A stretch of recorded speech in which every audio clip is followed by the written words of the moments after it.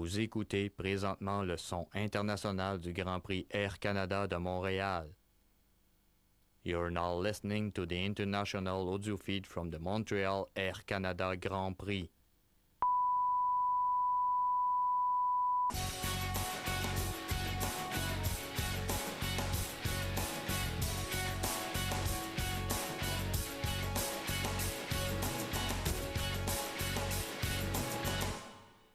Vous écoutez présentement le son international du Grand Prix Air Canada de Montréal. You're now listening to the international audio feed from the Montreal Air Canada Grand Prix.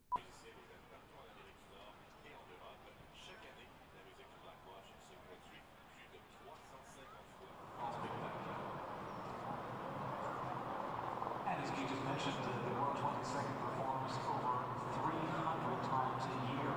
Just incredible that this unit has been on for so long and still so active in community and cultural events and parades, especially here in the Air Canada Grand Prix.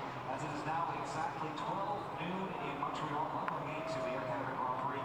We are now just a half an hour late from the opening of the pit lane, and once again, great to see a huge crowd on hand. It's become an annual tradition here. Great event was dating always thanks to you, the fans, who support us year after year after year. Yet another sold-out crowd just packed here in Joe again as we stand by and countdown towards the 12:30 hour at the beginning of the open pit lane. When the pit lane opens at 12:30, cars will go out. They have the choice of either going back into the pits and doing adjustments, or they can also go on the track and do a few more laps. So drivers who have cars are able to do several laps of the circuit, but they must pass through the pit lane and then go back out. At 12:45, the pit lane is closed, and if any cars are still stuck in the pits, they will have to start the race from the pit lane. So always worth watching, but we are hoping that all drivers will find their spots on the grid in time for the pit lane closing at 12:45. And speaking of the pit lane closing, we have a special guest, the Minister of National Revenue, the Secretary of State responsible for the Economic Development Agency of Canada for Quebec Regions, Mr. Martin Cochon, will be riding in the safety car for the closing of the pit lane. Alors, comme le mentionnait Joël, nous aurons un invité spécial pour la fermeture des puits qui se fera à 12h45. Le ministre de l'Économie nationale et secrétaire d'État responsable de l'Agence de développement économique du Canada pour les régions du Québec, M. Martin Cochon, participera à la fermeture des puits à bord de la voiture de sécurité. Il est présentement midi 2 minutes. Je vous rappelle qu'à midi 30, les puits ouvriront pour une dernière fois pour permettre aux pilotes de faire d'ultimes ajustements avant la tenue du Grand Prix à 13h. On aura donc une période de 15 minutes pour vérifier si les réglages choisis pour la voiture sont bien les bons, s'il n'y a pas quelques détails à ajuster encore avant le début de la course. Et à midi 45, on procédera à la fermeture des puits, comme on vous l'a dit tantôt, avec la présence de M. Cochon. On voit que les Red Girls de la piste avec William Matuzia et le 22nd and the Red Girls now back towards the paddock area as again we count down towards the actual opening of the pit lane. Just a reminder again that we are expecting an incredible race with the two Schumacher brothers in the front row, Jean-Philippe and Ryan Doval. Many of you can cheer on different teams. You see the flags of different countries and different drivers all through the grandstands. A lot of red up there again. So a couple of Ferrari fans in town because it's a very red audience just across from us on the Golden Grandstands, a bit more red than white. Évidemment, un public qui est fortement vendu à la cause de Ferrari ici à Montréal depuis bien des années. Depuis en fait 78, les premiers moments du Grand Prix sur le circuit du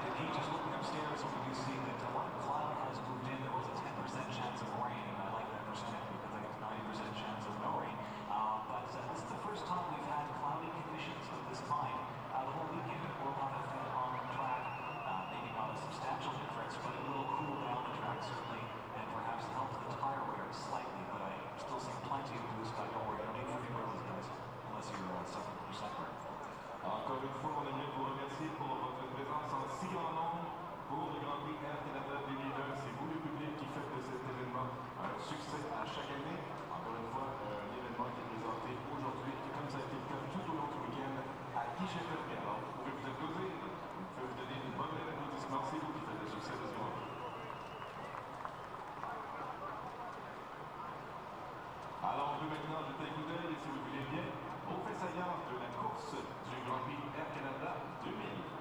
And now to refresh your memories, a look back at what was an incredible last year's Air Canada Grand Prix, the year 2000.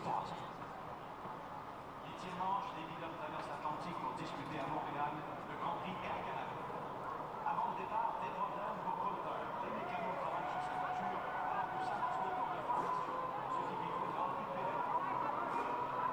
Malgré tout, il est à sa place pour le départ à côté de Michael Schumacher. L'Allemand, meneur du championnat, est encore une fois en très grande forme. Aux premiers instants de la course, Jacques Villeneuve fait aussi excellente figure. Parti sixième, il remonte jusqu'à la troisième place. Schumacher est pourchassé par Coulter.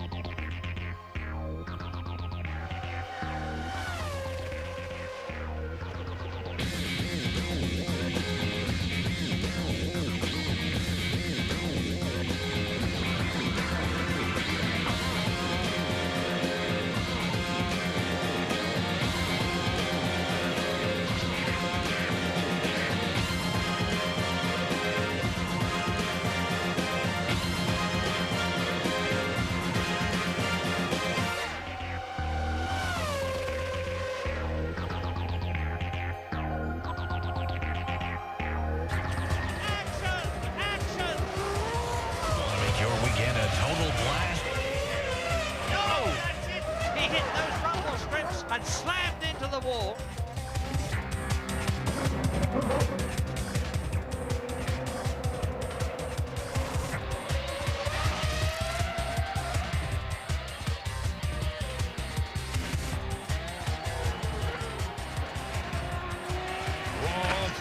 Street Festival. Michael Schumacher is going to improve on his time. A searing 1 minute 15.782. Barrichello and Heidfeld play the Montreal Wall game. Schumacher on pole, part of the spectacle that's filled the Gilles Villeneuve circuit to bursting point. Hello there. The Canadian Grand Prix is the country's biggest single sporting event. The love affair with Formula One in this part of the world shows no sign at all of cooling off. We have a sellout. 110,000. The weather just about perfect. And perfection sums up world champion Michael Schumacher at the moment. He's on pole. He leads David Coulthard by 12 points. Coulthard has never won here. Schumacher going for victory number 5. Barrichello shaken, but okay after that qualifying smash. Ralf Schumacher's Williams starting alongside his brother on the front row. Villeneuve, despite massive local support, he was out-qualified by teammate Olivier Panis, and Panis has gone quickest in morning warm-up. Tony Jardine and Mark Blundell are with me. Welcome both. Very much like Monaco, Mike, make a mistake here, Mark. This circuit will bite you. Yeah, you're right, Jim. This is tough on cars, tough on drivers, and lots of concrete. But it's a turning point in the season, this race. Always has been, it will continue to be. Tony, I think we've been here 5 times, and just about every time that magnetic champions wall has claimed high-profile victims. Just keeps jumping out at them, doesn't it? But it really is an amazing place. It is quite a dangerous track, and as Mark said, it's half street and half ordinary circuit. But, you know, exemplified, I think, in 97. As you see, he was second here in 96. Jacques Villeneuve, desperate to win at home, go one better. This turn 15, the infamous one, and there it says, welcome to Quebec, and Quebec's most famous sun, straight into the wall, and he bashes himself on the head. What a mistake. What did I do? He overdrove. Why is it called the Champions Wall? 1999. Damon Hill off into it. All the dirt was being dragged across the inside of the circuit, and then, most famously, world champion, double world champion at that time, Michael Schumacher, he bit into the concrete on the outside, most uncharacteristic. And then again, amazingly, following them, Jacques Villeneuve did it all over again. Unbelievable. And he was just as upset this time around, and he does overcompensate here. Sort of quiet year last year, wasn't it? And we thought they might have sorted it out. Qualifying yesterday, and Messrs Barrichello and Heidfeld got that experience. Yeah, well, Schumacher did say clean your act up. They did do that, but they've put in these new curbs on the inside, and Rubens Barrichello suffering there, trying to get a really quick lap, taking too much curb, and the car getting airborne, losing adhesion. Look at that inside front, way up, cocking its wheel. Unluckily, it goes in rear first as it slides, and a lot of the energy absorbed, but the front wheel staying on there intact, and the tethers doing their job. Rubens, who crashed earlier this year in Brazil, which was a bad race for him. And it's not like him to crash, nor is it like it for Nick Heidfeld, but he said, I was playing catch-up. He went in more front three-quarters there, slightly more dangerous angle for young Nick. Saw how his head was rocked around, but the energy absorbed there. Look at the battering he takes there, bang, bang, from side to side on the cockpit, and the absorption all working very well. Mark, if you look at the rest of qualifying, no problems at all for Michael Schumacher. He did barely half a dozen laps and left them all trailing. Very impressive. Michael Schumacher at his best, the world champion here. Puts a sensational lap together. As a race driver, you always pull one of these laps out now and again, but he seems to do it so easily. He made everybody else just look stupid at the end of the day. He was half a second clear of the whole pack. Brilliant effort then, and younger brother Ralph is alongside him on the front row, despite Williams saying we're coming here and adopting a conservative setup. Didn't look conservative in qualifying, did they? I mean, Ralf Schumacher, sensational lap as well. 16.297, strong second place on the grid there. And this is going to be a tough deal for the people behind him. That BMW engine is very strong. To get by him is going to be very, very tough. One of those people behind him, David Coulthard, he underperformed, he felt, in qualifying, but a late dash took him into 3rd place. The car's not really been suited too much to the track at this point, and normally DC with the McLaren has been very strong. But he did pull a nice lap out at the end here, at the front of the traffic. this race is important. He has to win this to keep himself contention for the World Championship. Okay, right then, Tony, take us through the grid. Well, Michael Schumacher, 6th pole of the year. He looked absolutely serene, but the brothers together for the first time since Brazil, filling that front row. And then David Coulthard, he has to hope that his software talks to the engine, he gets off the line okay. Truly, he was sent to Parc Fermé early. It reckoned he could have got 3rd. Barrichello, we know about his crash. Panis, best BAR grid this year, and he's ahead of Villeneuve. Raikkonen, brilliant in 7th place, his first time here. Hakkinen, his fellow Finn, struggling. Villeneuve alongside Montoya. Battle of words between those two, battle of the Dodgems, and they've had a warning from Charlie Whiting as well to behave. Heidfeld, who you saw crash. Zonta in 12th place, a return for him. The test driver Jordan taking over for Heinz-Harald Frentzen, who's still got a headache after his Monte Carlo crash. Irvine not so good, the package here, and the tyres not working quite so well. Fisichella struggling in 18th place alongside Benaldi there. And 20th for Button. He's struggling as well in the Benetton with the Renault engine, which we suspect is turned down on power again. Marquez and Alonso on the back of the grid. We knew after the morning that we will be very competitive, so we were. First run, we immediately set the pace, and I was surprised that it got so tight when Ralph did his lap, especially from Ralph's side. I didn't expect him to be so close to us, but then we were able to improve and had a safe position. Congratulations, Ralph, alongside your brother again. Yeah, I mean, especially after the 2 days of free practice we had and the pretty poor results we had in the first few days and a few trainings. I think we are a bit surprised that we are all of a sudden there, but I think we got the best out of our package, and some others seem to struggle a bit to do so. It was a messy session, so I don't think we got the most out of the car, but I still think the Ferrari qualifyings would have been beyond us. That's something that they've shown this year. They've tended to be a little bit stronger in qualifying possibly than we have, so not a big surprise there, but it's really just an unknown how good we can make the car for race conditions. Not a good afternoon, actually a horrible one. I guess frustrating is the word. It is frustrating because it's a track that I enjoy so much. It is a place that I enjoy so much, and maybe God is reserving something for me. And race starting in 35 minutes time. I would think Ferrari are probably sitting back and enjoying the battle between McLaren and Jaguar for the services of Adrian Newey. Newey accepted as the top designer in Formula One. What's happened so far is that Jaguar announced he was going to join them next year. McLaren then said he is staying put with them as technical director, and now it's all in the hands of the lawyers. Personal friendships being tested to the limit. James Allen reporting. Adrian Newey and Bobby Rahal go back a long way, 17 years in fact, to when Newey engineered Rahal's victory in the Indianapolis 500. Ever since Rahal's arrival in Formula One, there's been speculation he would woo Newey to Jaguar, and for 48 hours he thought he'd pulled it off. It's a sad tale of double dealing and a shattered friendship.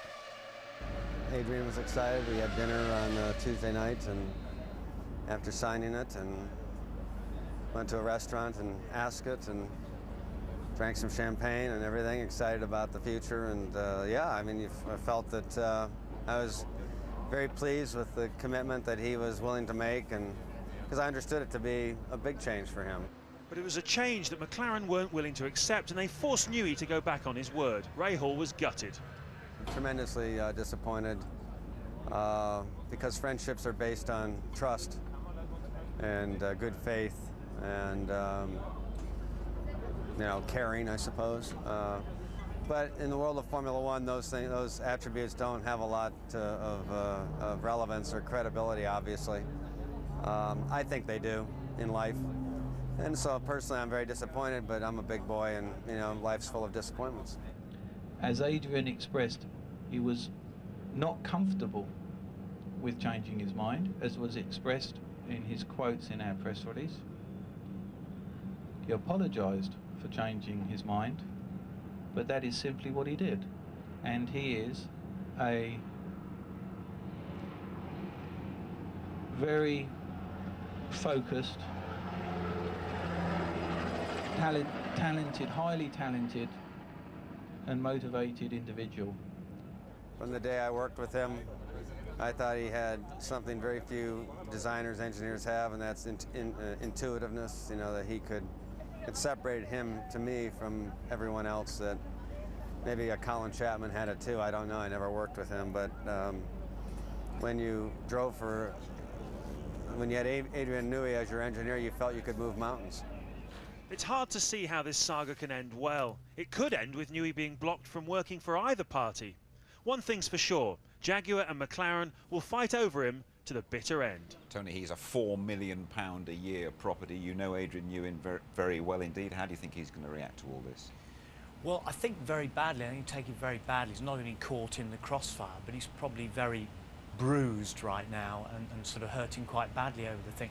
What we're going to remember is that, you know, Ron Dennis is going to protect what he's got as well. He's a very persuasive individual. There are rumours that, you know, behind locked doors for 4.5 hours. And, you know, Adrian will have taken a verbal battering from Ron, trying to keep his man quite legitimately, but he won't be feeling good about it at all. Ron battling to keep hold of him. It's Ron Dennis's position to secure the best, retain the best, and he needs that for his technical partners like Mercedes-Benz because of the investment. He also needs it because he needs to get the best drivers available, and they're only going to go with the best designers. He's so valuable because so many people have driven cars to World Championships in cars designed by him.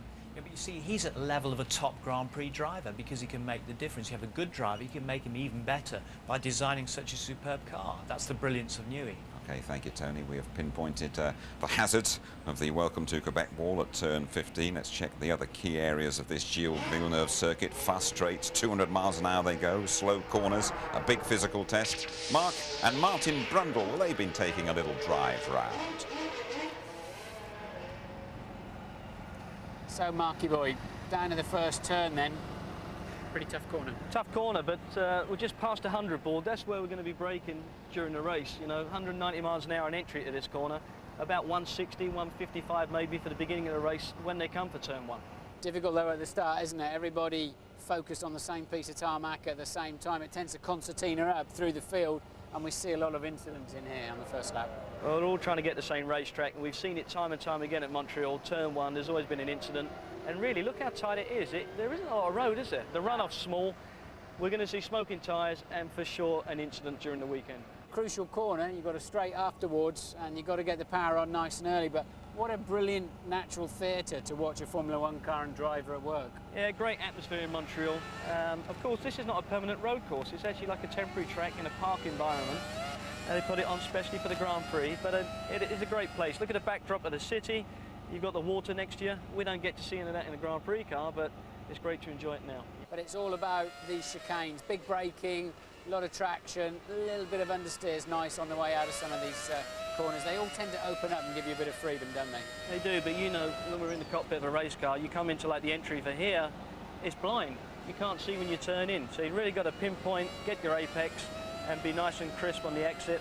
And every time you come to an exit, 9 times out of 10 around Montreal, you're facing a concrete wall.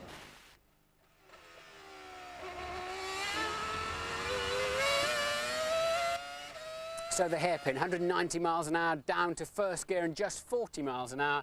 Great place for overtaking, Mark. Yeah, for me, Martin, this was the only place you could overtake, but not without incident. You remember the Villeneuve and the Schumacher deal? Yeah, Ralph being rear-ended by a very optimistic move from Villeneuve. That was in the rain, but in any conditions, this is a slippery racetrack, isn't it?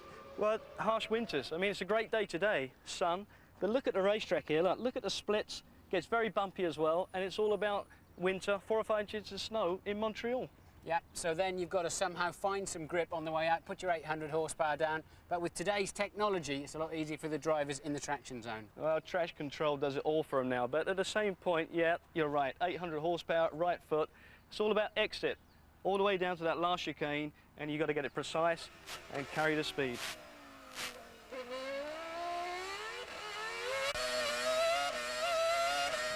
So the final chicane, fastest part of the racetrack, 200 miles an hour down to about 70 or 80, third gear. New improved curbs for this year, hey? Brings tears to your eyes, I would imagine, Marky. Well, I tell you, a modern day Formula One car and these are not made for each other by any means. And the big issue is going to be, if you collect one of those at the beginning, it's going to launch the car, you're going to end up over here, and what do we have? Concrete wall. Despite some of the finest technology in the world, a Formula One car will not turn when it's flying through the air, and Nick Heidfeld demonstrates it's a very painful accident when you take a bite out of that wall. A bit like a ski jump, those curbs, Mark, aren't they? Well, to give you an idea of what we just saw in the film there, this credit card here, those curbs are as big as that. But what you've got to remember is that those cars travelling at 150 miles an hour, they've only got 10 millimetres of ride height. 10 mil, credit card, doesn't go. Listen, I hope you keep on the straight and narrow next weekend at Le Mans. Both you and Martin driving there. Good luck. How are you going to go? I think we'll be fine. I'm in the MG, Martin's in the Bentley, so side by side until the finish. You can tell us all about it in a couple of weeks' time, anyway. Now then, Michael Schumacher's 4 victories here, making the most successful driver in the history of the Canadian Grand Prix. You want to find out a bit more about what's happened here over the years? Well, Murray Walker has seen the lot. Since 1978, the Canadian Grand Prix has been held at Montreal on a superb 2.7-mile circuit which circles a man-made island in the St. Lawrence Seaway. It's a superb setting with the high-rise buildings of the city in the background, and it's renowned for really exciting racing. 1978, which was my first full year of Formula One commentary, was also Montreal's first Grand Prix, and it saw Canada's hero, its very own Gilles Villeneuve, win for the first time in a Ferrari. A very heady mix. Villeneuve wins, and 100,000 cheering Canadians go wild with delight at the first ever Grand Prix win by a Canadian in, of all places, Canada. 1979 was a real thriller, a race-long duel between Australia's Alan Jones and Gilles Villeneuve. It was Williams versus Ferrari, nose to tail all the way for 70 grueling laps until Jones managed to squeeze through. Villeneuve is seeing Jones in his mirrors all the time as they come down to the hairpin to take another lap, and Jones is through. Jones closes right up on Villeneuve. He's got the inside line, they touch, and Villeneuve drifts out wide, and Alan Jones is in the lead at 2/3 distance. And Jones kept in front to win by a mere 1 second. Alan Jones wins the Canadian Grand Prix. 2 years later, Gilles Villeneuve was tragically killed in Belgium, and Canada's misery was compounded by the horrific death of Riccardo Pelletti at the 1982 race. But then the 90s, and in 91, Nigel Mansell, waving to the crowd on his last lap, threw the win away as his engine revs died. He's stopping! Nigel Mansell, just a few hundred yards from the flag on the last lap. He's stopping, he's banging his steering wheel in frustration. Something has happened. It looks as though he's out of the race. 1992, Mansell in the wars again as he tried to pass Senna's McLaren. There's a spin, and that is Mansell. Mansell spun. Well, this is terrible for the British driver. He's going right. He looks as though he's out of the race. Then in 1995, the most emotional win of all, when Jean Alesi took his only Formula One victory in Ferrari number 27. Gilles Villeneuve's team and number. Canada went mad. Jean Alesi wins the Canadian Grand Prix to euphoric applause all the way round. Everyone will be delighted. Real emotion and happiness. Alesi absolutely overjoyed, and he's every reason to be. 1998 saw one of the sport's most spectacular crashes. At the start, Alex Wurz outbraked himself, and chaos. Schumacher second. Schumacher has passed Mika Häkkinen already, and is going for the lead, and off goes. Now they're going to stop the race, no doubt about that at all. Just look at this replay as Wurz barrel rolls out of contention. But for seeing top men get it wrong, 1999 was the year. 3 world champions, Damon Hill, Jacques Villeneuve and Michael Schumacher, all lost the plot at the chicane. And Michael Schumacher is threading his way through the field. He's Schumacher out of the race. Michael Schumacher slams out of turn 13 into the wall. And with 3 potential winners out, the race was gifted to the McLarens. Michael Schumacher's won 4 times in Canada, more than anyone else, and he's on a roll this year. Can he do it again? Well, he's got to be favourite, but in Montreal, you never know. Great memories, Murray. Thanks for that. By the way, if you're a budding young commentator, that means under 18, you fancy being the Murray Walker of the future, check out the competition on the ITV F1 website. The winner gets to meet Murray later in the year. Make your weekend a total blast. That is the Montreal message. The locals say the summer starts when the Grand Prix comes to town. We'll be talking to that fella, David Coulthard, World Championship contender. We'll also hear from course expert Giancarlo Fisichella. And when you rejoin us, there is Martin Brundle's Grid Walk 2.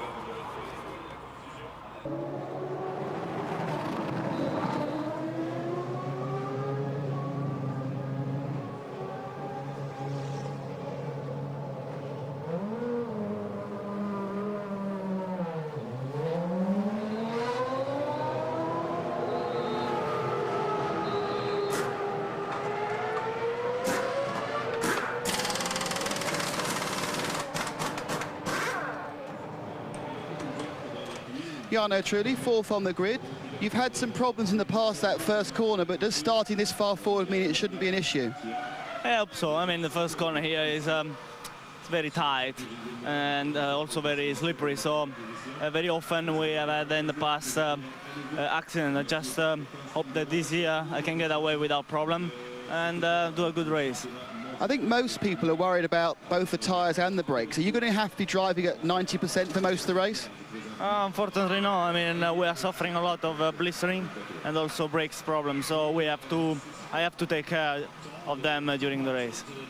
So will that mean you'd be more likely to do more stops? I don't know yet. Thanks, Jarno.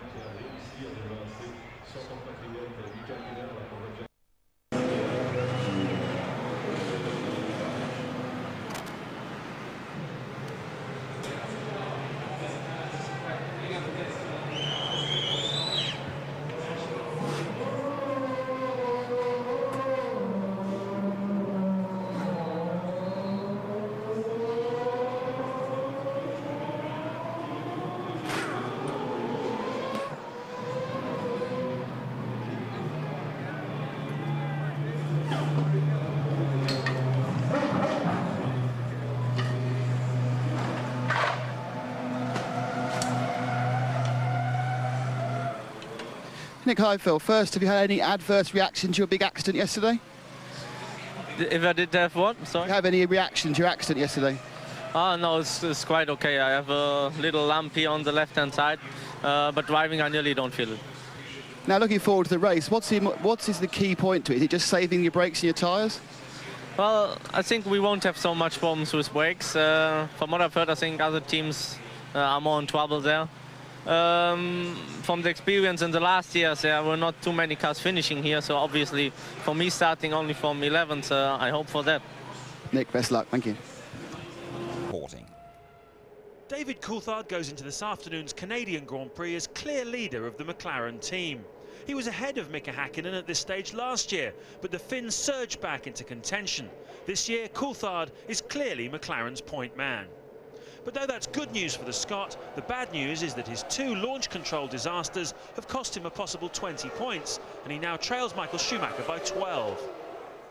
I would obviously prefer to be 12 points ahead than 12 behind, but you know, we've still got some good circuits coming up, and I think we've got some developments coming in the car, and you know, we're going to do everything we can to try and win the championship.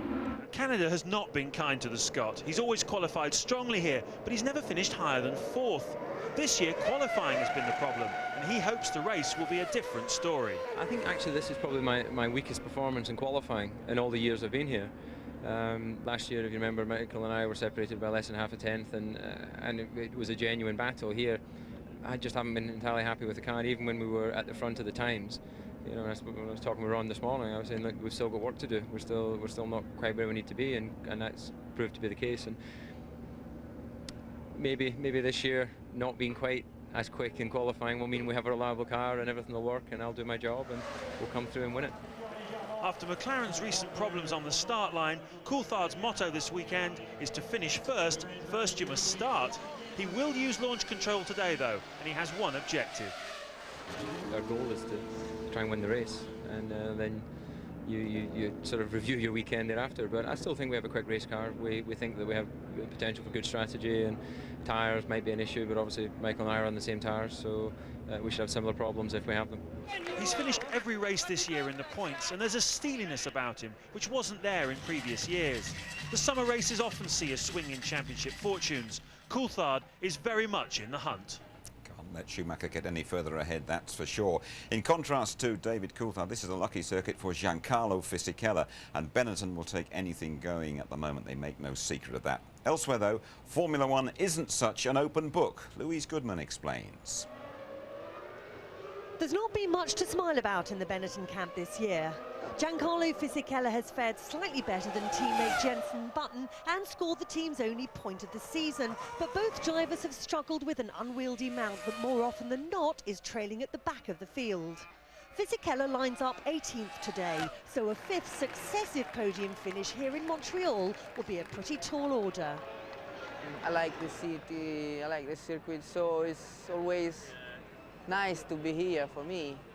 But this year we have to be realistic, and I think get on the podium is going to be very difficult.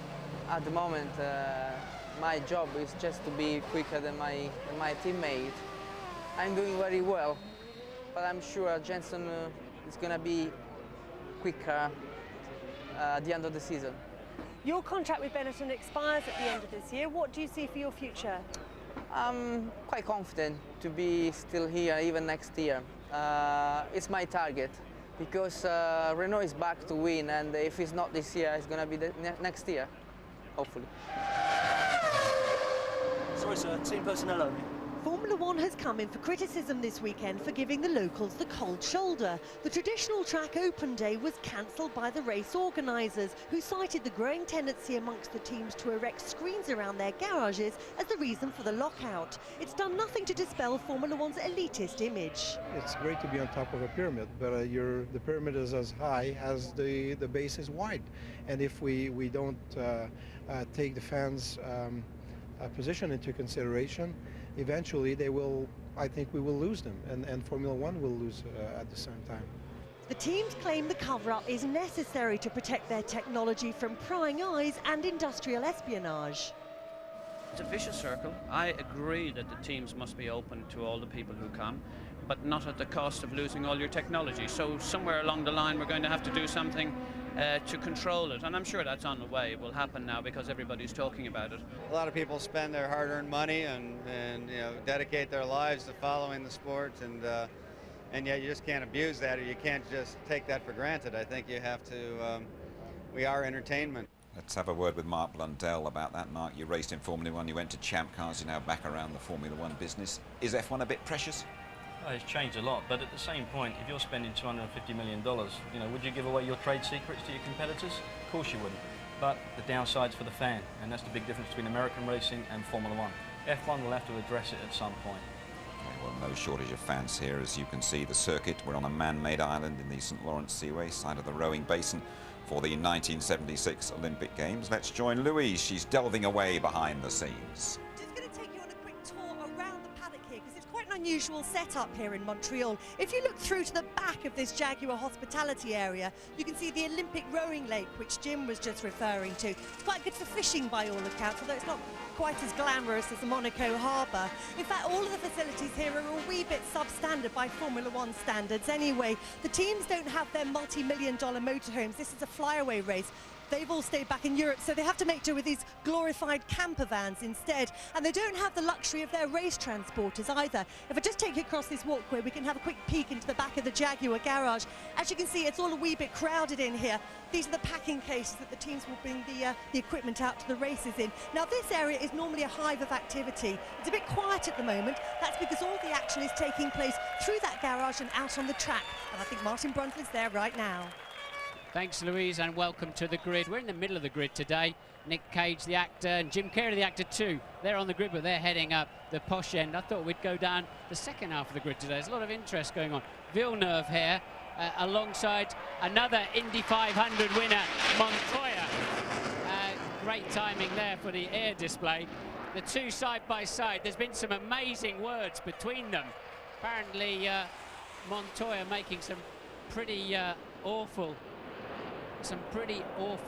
comments to Villeneuve. Villeneuve had him by the throat. I tried to speak to Juan Paulo. He says, I know what you want to talk about, and I don't need to talk about it today. And that's fair enough, because he wants to get his head into gear. But, you know, what's the philosophy down the back end of the grid? How do these people approach the Grand Prix? And often we spend our time up there. Let's see if we can get a bit of an idea of what's going on down here. And Frentzen having, well, Zonta, of course, taking over Frentzen's position. We've got an arrows down here. Let's have a word with Tom. We saw plenty of the arrows in Monaco, of course, with the... Tom, have you got a couple of minutes? So, we're just interested. We're talking about the second half of the grid. What's your philosophy, Tom? Do you go about this motor race thinking, how do we win it? Or are you racing the people immediately around you? How do you go about today? Well, you've got to try and figure out how you can race the ones that are around you and just in front, so you can get in the tail end of the points. So you had a lot of aggro in Monte Carlo. They took your front, that extra front wing you had off. You were pretty angry about that. Yeah, because it complied with the regulations perfectly. We had it approved beforehand, and it was just taken off as a whim, really, by the organisers. But anyway, that's Monaco, and it's behind us now. So Bernoldi, there was a lot of fuss about that, and Coulthard, do you really think he should have held him up so long? Don't you think he actually compromised his own race too much in the end? No, I don't think so. I mean, you're Coulthard's manager, so you'll obviously think that that we should have let David pass. But at the end of the race, if David had finished 6th and Bernoldi 7th, how was he going to feel? You know, David was at the back of the grid because his car had a problem, and they were fighting for 15th place, and that was it. And if you look at the stats, no matter what happened, David would never have finished any higher than he did in the race. Yeah, I agree, because he'd have only caught other people up in front of Bernoldi. But anyway, let's hope we have a more fun day today and less aggro, Tom. Thanks for talking to us. Let's wander a little bit further along. Now, here's a little bit more aggro. De La Rosa, the top Jaguar driver this weekend. He's already in the car, of course, holding up Eddie Irvine on his final qualifying lap, and Irv the Swerve not at all happy. Let's have a word with his manager, Zanarini. Zana, is your man happy? A little bit happier today after, you know, the warm-up this morning. Found out what went wrong yesterday. So a little bit of regret because we are starting from the back, but hopeful for the future, huh? Okay, so he's still confident he can do something. Thanks for talking to us. Let's have a quick word with Jackie Stewart, finally. Jackie, if I can stop my... and we can turn around here. Jackie, you're with the Jaguar team, of course. What do you think the chances are from right back here? Well, I mean, the biggest chance is staying out of trouble in the first corner, Martin, as you know. It's the wrong place to be for the sort of incident that normally occurs here in Montreal. A lot of business up front. You could easily get involved in a lot of damage. Okay, who do you think is going to win this race, Jackie, finally? I think Michael Schumacher's dominated all weekend. If his car stays together, the only guy that can compete is David Coulthard. Okay, thank you, and back to you in the studio. There he is, Michael Schumacher, odds-on favourite to win here today, as Jackie Stewart has just pointed out. The first corner here in Montreal can be a little horror, and today we have to factor in an extra ingredient, that is launch control. David Coulthard starting behind the Schumachers, and David Coulthard really needing his best Montreal drive ever. They really do go at a heck of a lick here. Ralf Schumacher up there alongside his brother on the front row. They'll hit speeds of 200 miles an hour, and the wall beckons the careless at turn 15. We're almost ready to go then. The Canadian Grand Prix is coming up for you very shortly.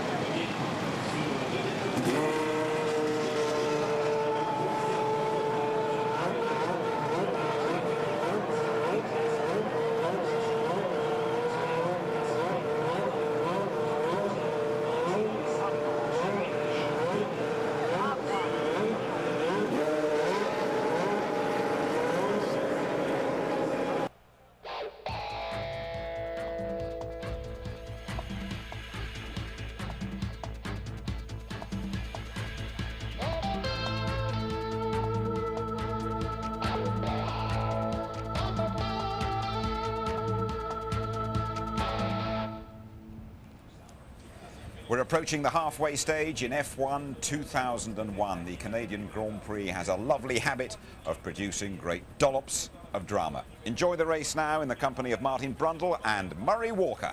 And what a fabulous, fabulous sight that is. An absolutely unique Grand Prix location. The Ile Notre Dame here in the St. Lawrence Seaway. And the great hero of Canada, Gilles Villeneuve, whose son Jacques is starting here from 9th position on the grid. Well, this weekend so far has been dominated by a lot of nasty politics and a lot of unpleasant words between some of the drivers, but now it's the race, and here are some points to establish. This circuit is a car breaker. If you can go the distance here, you're doing well. Brakes take a terrible hammering. Tyres, well, Ralf Schumacher there, second on the grid, is on the harder compound Michelin. He thinks that's an advantage. Michael Schumacher, his brother alongside him in pole position, is on the softer Bridgestones. We'll see. David Coulthard there in 3rd position on the road. This is a circuit where you can overtake, but let's hope there's not too much of that at the first corner here, because that's the one where there is so often trouble. Tremendously close here this morning in the final half hour of the warm-up. There was just over 1/10 of a second, listen to this, just over 1/10 of a second covering the top 6. Incredible. Jordan going well. Ricardo Zonta returning to Grand Prix racing with Heinz-Harald Frentzen out after his crash at Monaco, 3rd fastest this morning. The McLarens 2nd and 5th, the Ferraris 6th and 8th. Does that mean they're on a 2-stop strategy?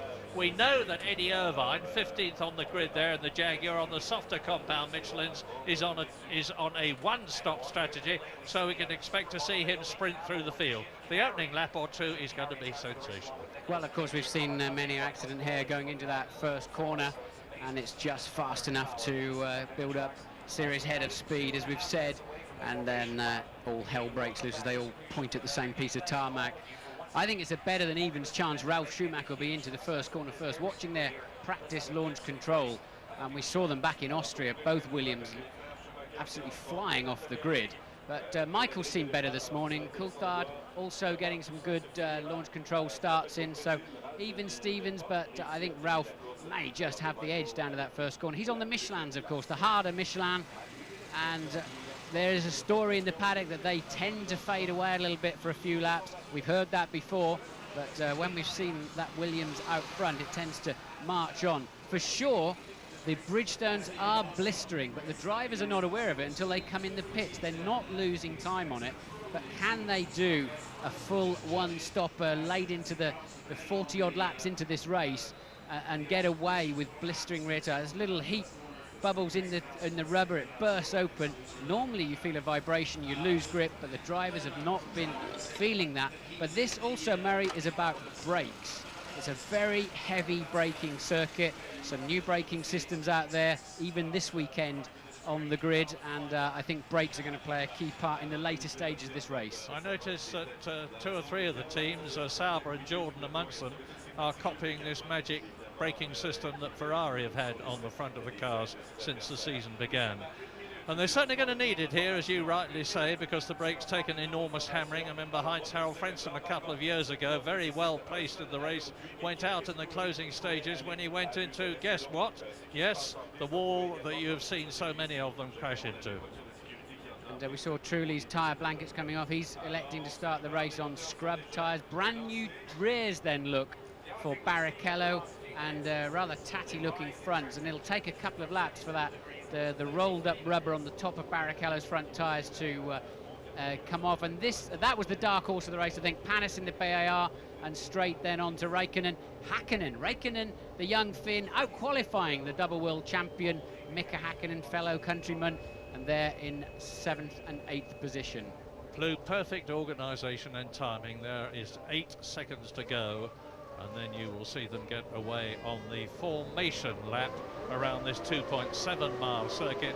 That's it, 1 o'clock local time, away they go, and you'll see this magnificent circuit. You've heard Martin, and here he is again. Sorry, 2 PARs, very slow away there. Panis, one of them, will they be able to stay in the pack? I think they have just done. So the PARs slow to get away, but they've stayed within the pack, Murray, so they can rejoin their original grid position. Yeah, and let's not forget that McLarens have had launch control problems in the past, not once, not twice, 3 times. They said for the last race at Monaco they didn't expect a problem. They'd had 1,000 starts. Didn't help David Coulthard very much. He's confident here though. And Jarno Trulli there in 4th position in the Jordan Honda. 4 different constructors on the 2 front rows of the grid. Ferrari, Williams, McLaren and Honda. It could be an extremely open race. But I say again, to finish here is very good indeed. It's hot, it's not all that hot. The track temperature is 33 degrees, the air temperature is 24 degrees. I would say just about ideal circumstances for racing. But it's a very tough, unforgiving circuit. The Armco is further away than it is at Monaco, but it's still mighty close. It's like driving through a vast steel tube. And they've got to watch those concrete curbs at the end of the lap. There are other ones of those around the track, but they're not really in play. Those 2 final bends are very much in play with the nasty curbs, and we've seen Häkkinen rip the floor out of his car twice through the weekend. And of course, over and above all of the other accidents we've shown you earlier in the programme, as they fly through the air into the wall. So they'll be giving quite a lot of respect to that final chicane in the first 2 or 3 laps until they find their braking point. They'll all be carrying a lot of fuel, especially, of course, the one-stoppers. And they'll need to be sure they start edging into those braking zones instead of total commitment on lap 1. Yeah, that's the one thing we don't know about these strategies. The one-stopper should be from a lap 34 onwards, but we will just have to wait and see, and I'm sure James Allen will have some information on that later on. Ralf Schumacher 2nd on the grid. Mika Häkkinen 8th on the grid. He's got a lot of work to do. Just saw Coulthard throw something out of his cockpit. They're still forming up at the back, still warming up their tyres at the back, which they shouldn't really be doing. Practice starts are not allowed on the green flag lap, but finally then, the back of the grid forming up, Murray. Craig Pollock intent looking at his 2 drivers. Olivier Panis is 6th on the grid. Jacques Villeneuve is 9th on the grid. It is a 69-lap race. They are all ready to go. They've been a very long time held on the front row of the grid, and now the lights. When all 5 go out, the Canadian Grand Prix will be go, go, go, go! Michael Schumacher gets away, well, his brother gets away. Michael Schumacher on the inside at the left. Ralf tucks in behind him. Now, are they all going to get around? It looks to me as though we're okay so far. Yes, it's a good start for the Canadian Grand Prix. Great news, and in the lead, the Scarlet Ferrari of pole position holder Michael Schumacher with his brother Ralf in 2nd place. Look at the way that Schumacher, Michael, is already starting to pull away, and David Coulthard still in 3rd position where he started, followed by Trulli, followed by Barrichello. Crucial then for Michael Schumacher. Ralf made up the 4 or so metres he was behind, but could not go round the outside, and that is crucial. Michael can get away. We think Ralf's qualifying performance was exceptional, probably put his car higher up the grid than it should have been, and it's Coulthard now that faces the problem of Ralf Schumacher in the early stages. Yeah. But Martin, Barrichello has got ahead of Trulli. Rubens Barrichello in the Ferrari, who started 5th on the grid, has passed the yellow Jordan Honda of Jarno Trulli, and Trulli has now got Olivier Panis tucked up underneath his rear wing. Lap 1 of 69. Now this is the dreaded chicane.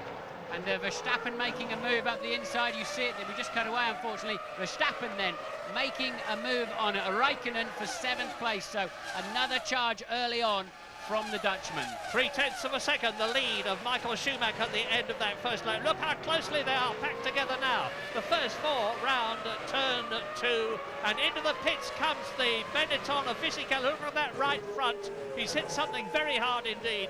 That is the first retirement of this year's Canadian Grand Prix.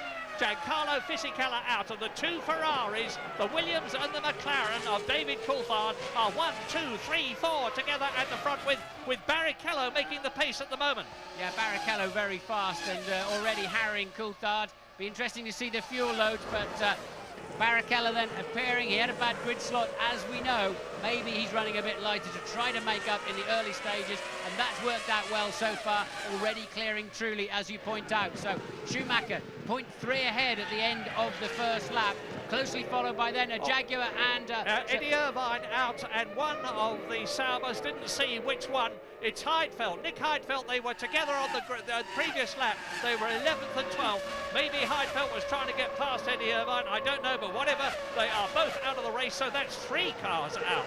Heidfeld, Irvine and the previous retiree, and over the line they go. Now that is into the third lap. Michael Schumacher has increased his lead to 7/10 of a second, but over the first 4 there are only 1.7 seconds, with a gap developing between Barrichello, who is 4th, and Jarno Trulli 3 seconds behind in 5th place. Yellow flag, waved yellow flags, and Marshall's on track. How much will the drivers yield?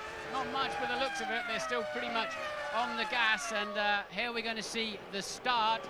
I'm not sure what we... Oh, and that's Villeneuve not getting away. Is that the green flag lap that I told you about, the BIR slowway? Yeah. Yes, it is. I think that's a replay of the green flag lap, actually, although Villeneuve is... where is Villeneuve in the race at the moment?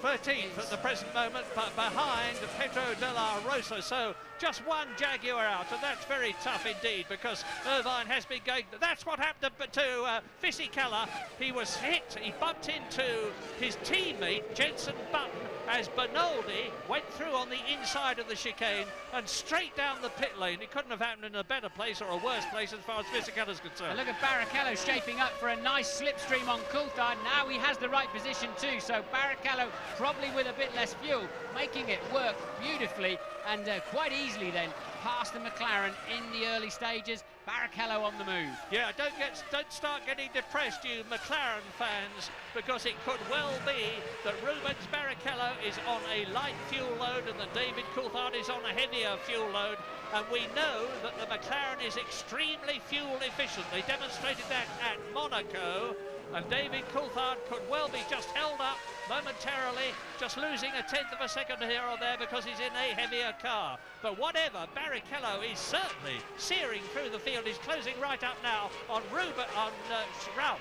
And that was a replay then. It looked like Irvine tagged the back of Heidfeld as they were in turn 8, and the pair of them straight into retirement. So Barrichello closing quickly in then on Ralf Schumacher. Fastest lap of the race, Ralf Schumacher. He's just gone round in 1:20.7, and that compares with the lap record. It's 1.7 seconds off the lap record held by Mika Häkkinen last year.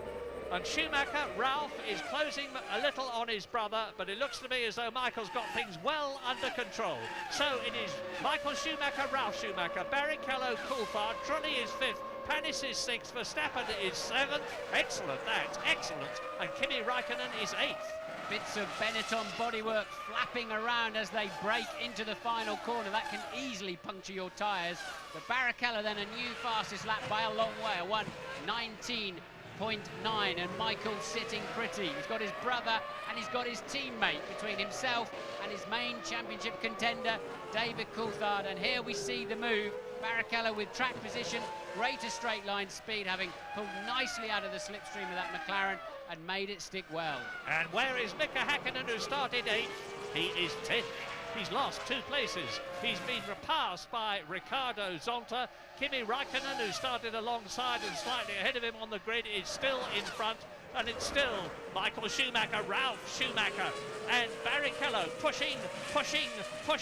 The young Brazilian who's driven for Stewart, who's driven for Jordan, of course, 2 pole positions in his career and 1 win, and James Allen has got news. Yeah, that was expected, I think, by the McLaren team. They believed that Rubens Barrichello was going to start this race on a 2-stop fuel strategy. They think he's going to come in for his first stop around about lap 26. He's carrying about 30 kilos less fuel, which is about 9/10 of a second a lap around here, advantage over the one-stopper cars, which are the ones in front of him and David Coulthard. Interestingly, just before the off, guys, I saw Ron Dennis and Pat Fry working on Coulthard's car, looking very concerned. They went up onto the pit wall to look at Coulthard's car as it went for the start. There's something, Martin saw something being thrown out, but there was a little concern there. We'll try and follow that up.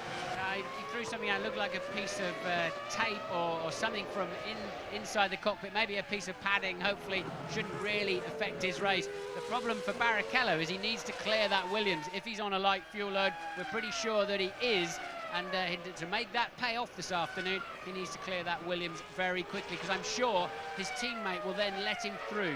Michael Schumacher will let him through if he's on a different strategy. And you're looking at Trulli, who is 5th, Panis, who is 6th, and Verstappen, I'm sure, is on a light fuel load in the Arrows. He's done that in the past. It looks to me as though he's doing it again. He's in 7th place. And that's Montoya getting extremely close to the back of Mika Hakkinen, 10th and 11th. Hakkinen, I saw in the background, getting very leery into turn 3 on the first lap of the race. That's why he slipped back down to 10th. Barrichello spins it. Sorry, Martin. Barrichello spins out as he tries to get past Ralf Schumacher. He's kept the engine running, and through stream, that's Verstappen who's just gone through. And behind him, Raikkonen and Zonta. It's a bad blow for Rubens Barrichello. Curious how you can spin a car these days in a traction zone with traction control, Murray. Very unusual. I'll need to see a replay of that, because I was looking at the data computer up here, but maybe Barrichello clipped a curb or something. But surprising that he can. I haven't seen a car spin there for years, actually, on the way out of that corner, especially with traction control. Here we go then. Look, he comes off the inside of the curb. Yeah, just lights the rear wheels up. So something awry there, I think, with the electronics. Well, he's down to 14th place now, behind Enrique Bernoldi, the man who caused all the controversy at Monaco by staying ahead of David Coulthard. But I tell you who I think is in a very strong position, and that's Ralf Schumacher. He is 1.1 seconds behind his brother Michael. I believe he's on a heavy fuel load, because he was only 10th quickest in the warm-up this morning. We know he's on the hard compound Michelins. We know they like the heat. The track temperature is now 33 degrees. Looking good for Ralf Schumacher, looking better for Michael Schumacher at the moment, leading on lap 7 out of 69. I think Jenson Button's got a stop-go penalty for jumping the start, Murray. Let's just have another look at that computer. 10-second stop-go penalty for car number 8. Jump start, and I believe that is Jenson Button. And the race order on lap 7, as we look now in the background at Rubens Barrichello. Here is Trulli, and he is followed by Olivier Panis, who's followed by Verstappen. There is the Arrows. Next one through after Verstappen is Raikkonen, and then behind Kimi Raikkonen, Ricardo Zonta and Mika Hakkinen. So we're on lap 8, we are over 1/10 distance already. Retirees, Fisichella out early, Irvine and Heidfeld had a coming together, so that is 3 retirements, and into the pit lane comes Jenson Button now for his 10-second penalty. It's not going to make much difference to the Benettons, to be quite honest, because after having had a dreadful 7 first races, except for just the 1 point in Brazil from Fisichella, they're not showing much better form here in Canada, and again we wait and wait for the improvement that they confidently say they're going to have in France, and that is 2 races from now. Lap 8 then. Michael Schumacher is now 1.4 seconds ahead of his brother, who is 4 seconds ahead of David Coulthard. But this race is going to go on like this until the pattern emerges with pit stops. Some people will be on a 1-stopper, which is usual here. Some will be on a 2, which is comparatively unusual, and we're on going to a break.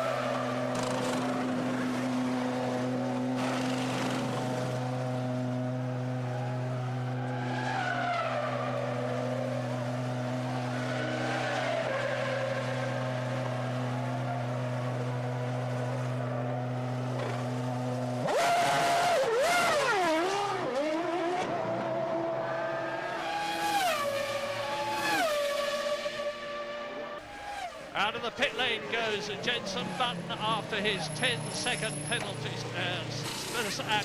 And here is Jenson Button with Michael Schumacher leading on lap 10. But watch in the background the orange arrows of Jos Verstappen. He's driving absolutely superbly in the Asiatech powered car, and he is in 6th position.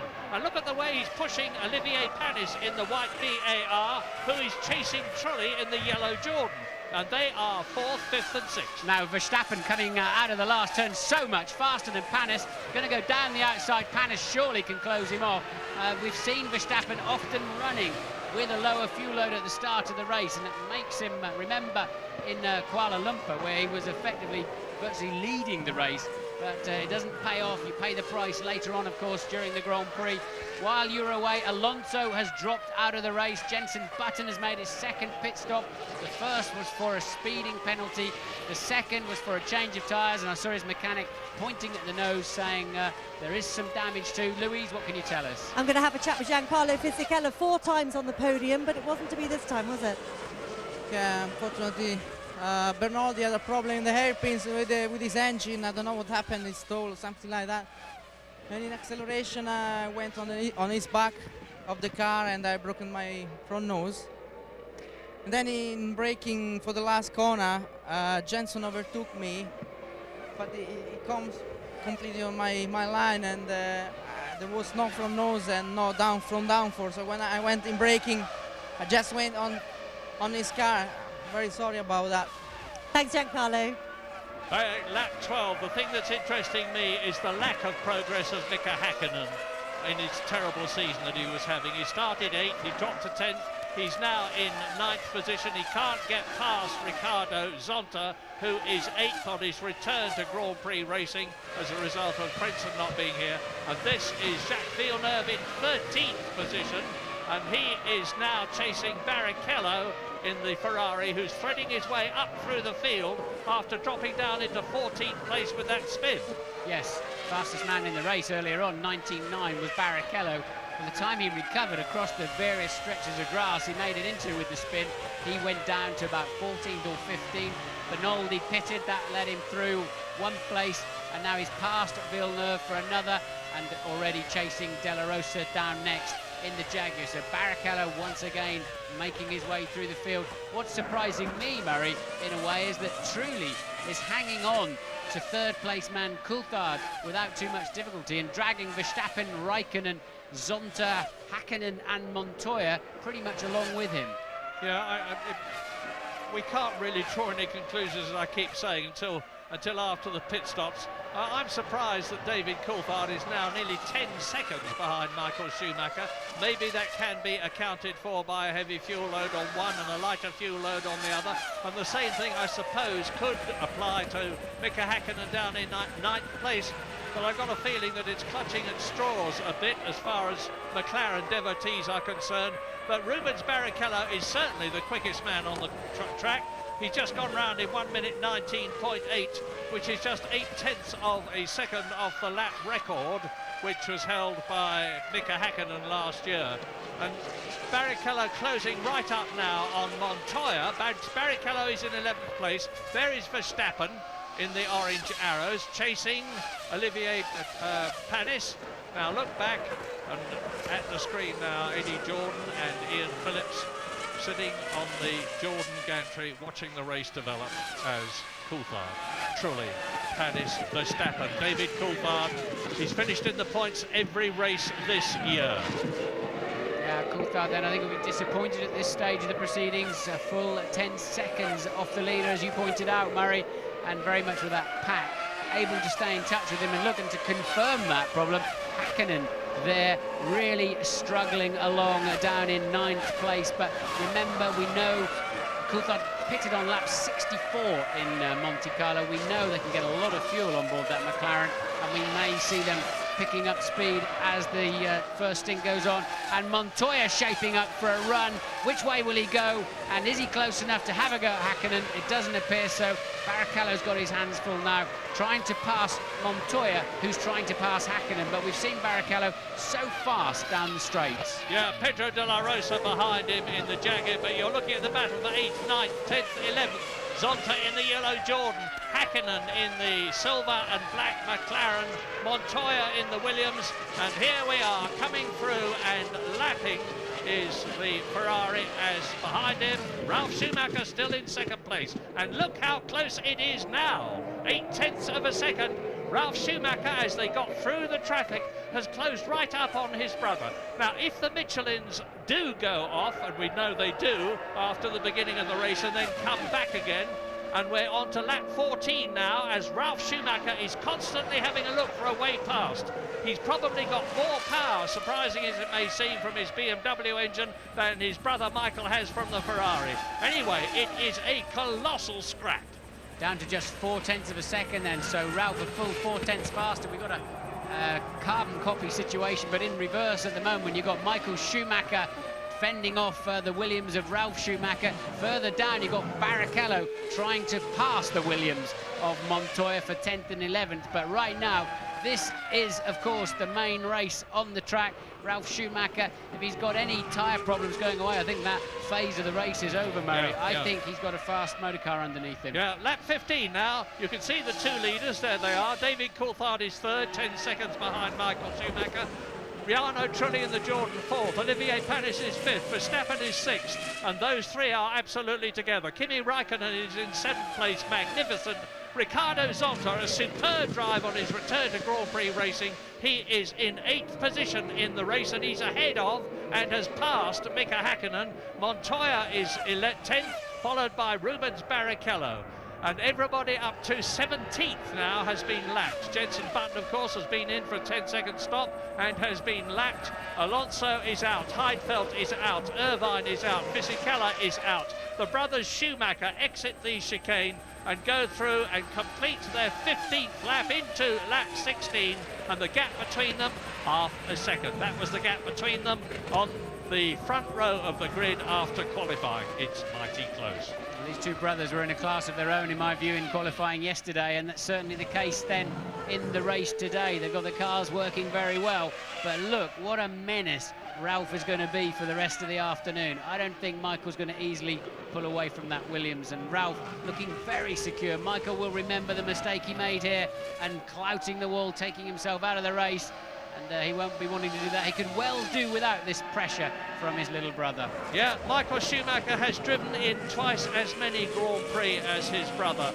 He is 7 years older, but there are those that think that now that Ralf Schumacher is developing as well as he is and has got rid of the wildness that he had when he started with Jordan, he's going to be more than a match for brother Michael from now on, particularly as Williams, BMW and Michelin hone the package. David Coulthard third, Trulli fourth, Panis fifth, and in sixth position still the magnificent Jos Verstappen. When is he going to have to come in? We're on lap 15 now. If he's on a two-stop strategy, I would think he's going to stay out there for at least another 11 laps. And Bernaldi was accused of holding up David Coulthard at Monaco so that his sponsor could get the maximum amount of television coverage. Well, Jos Verstappen has done a superb job for them this year, and he's doing a fantastic job for them here in Canada. Trulli, Panis, there is Jos the boss, the very tough, pretty determined Dutchman who runs a karting school at Marseille, where he lives. And now Louise Allen has news. It's Louise Goodman-Murray with Eddie Irvine, who's finally made his way back to the paddock. Eddie, we didn't really get a clear view of what happened. What can you tell us? It's just, car felt good like it did this morning. We've made a big setup change overnight, and it's just transformed the car. And the car was back to the way we thought it should be, and trying to make up ground, and didn't do it. But the greatest overtaking maneuver on Heidfeld, and two of his touched. But I had to get stuck in. There's no option when you're 15th on the grid. Thanks, Eddie. Or even James Goodman. Sorry, Louise. Yeah, well, that's as near you're going to come from a racing driver to admitting fault. I didn't do the greatest overtaking manoeuvre. In other words, I ran into him, but at least Eddie had the good grace to virtually admit that anyway. But he was trying to make his way through the field. Ralf has been stunningly fast in the middle sector of that final, of the last lap. A new fastest lap of the race then for Ralf Schumacher that time around. The gap down, according to the computer, to 0.4 of a second. Looks a bit less than that to me now. I was talking to my wife earlier on. She said, I do hope the brothers Schumacher don't get too violent with each other. And my answer to that is both of them have said we've raced against each other for years and years and years in karts. We know where one is good and the other is not so good, and you don't have to worry. We are not going to take each other off. Well, first of all, Ralph has got to get right up with his brother before he can attempt to get past. We're on lap 18 now. Ralf Schumacher has again gone faster than anybody else has been. He's knocked 0.2 of a second off his previous fastest lap. They still haven't got down to quite the lap record speed from last year, but it's getting quicker all the time as the fuel load goes down. Yeah, so it's Michael who's pulling the fastest first sectors, and Ralph clawing 0.3 back through the middle part of the lap. The man under pressure is Coulthard in third place, 12 seconds off the lead, now just 0.6 ahead of Trulli, and losing 3/4 of a second to Trulli last time around. So Coulthard coming under pressure. Meanwhile, Ralph keeping the pressure on Michael too. Yeah, and this is bad news for McLaren and bad news for David Coulthard, because at the present moment, Michael Schumacher's on a maximum 10 points. His teammate Barrichello is a long way from being in the points at the moment. He's in 11th place. But David Coulthard, who is 12 points behind Michael Schumacher in the World Championship at the moment, is now a further 6 points behind, the difference between first and third. Jarno Trulli driving an excellent race.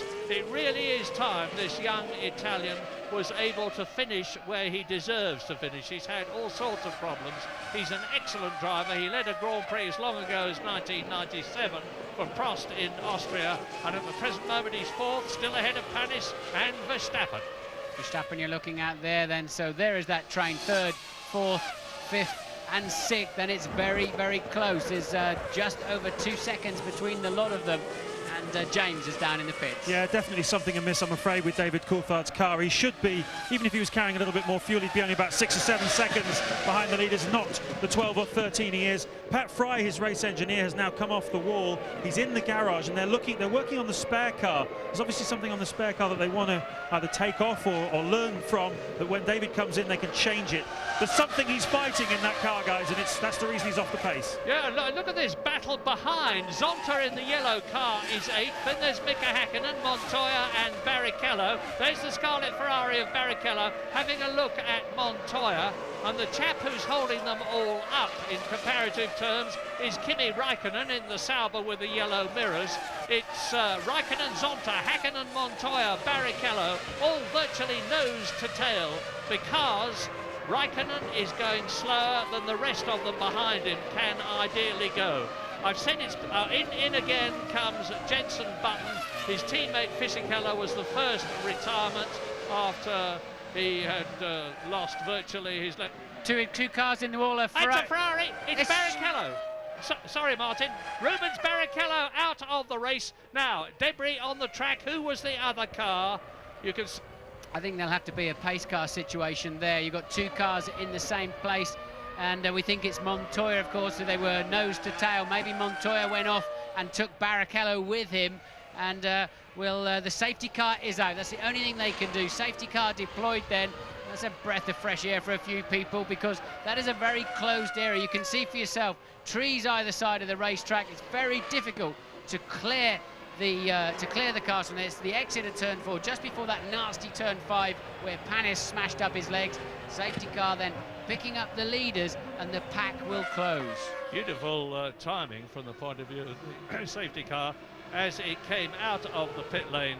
Michael Schumacher and brother Ralph closed up behind it. Now we're on the lap 21 out of 69, and it's going to be even closer when the safety car pulls in.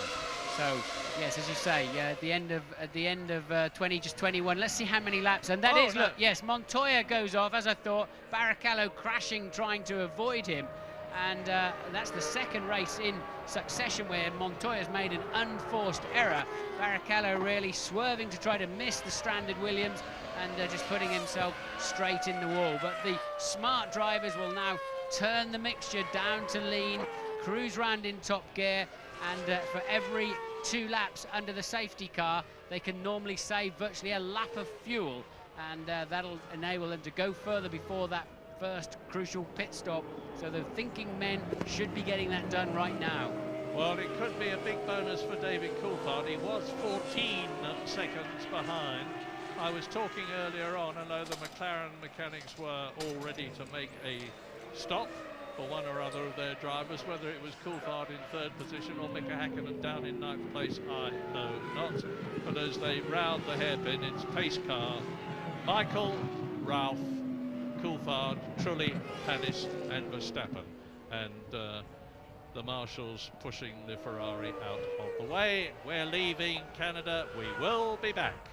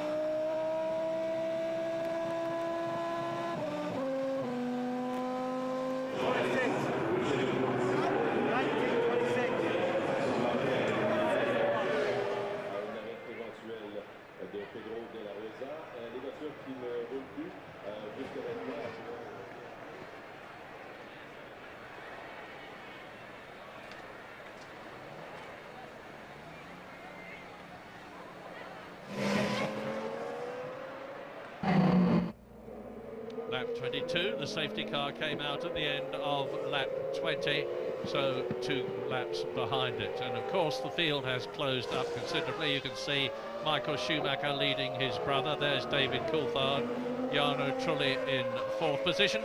And here we go, Montoya loses the back of the Williams in turn 4 there, overcorrects, slams into the wall, hard on the brakes, but there's nothing going to happen from there. Barrichello having to spin in sympathy, really, in the hope of avoiding a car that decelerated from probably 80 miles an hour down to 0 in about 10-12 meters.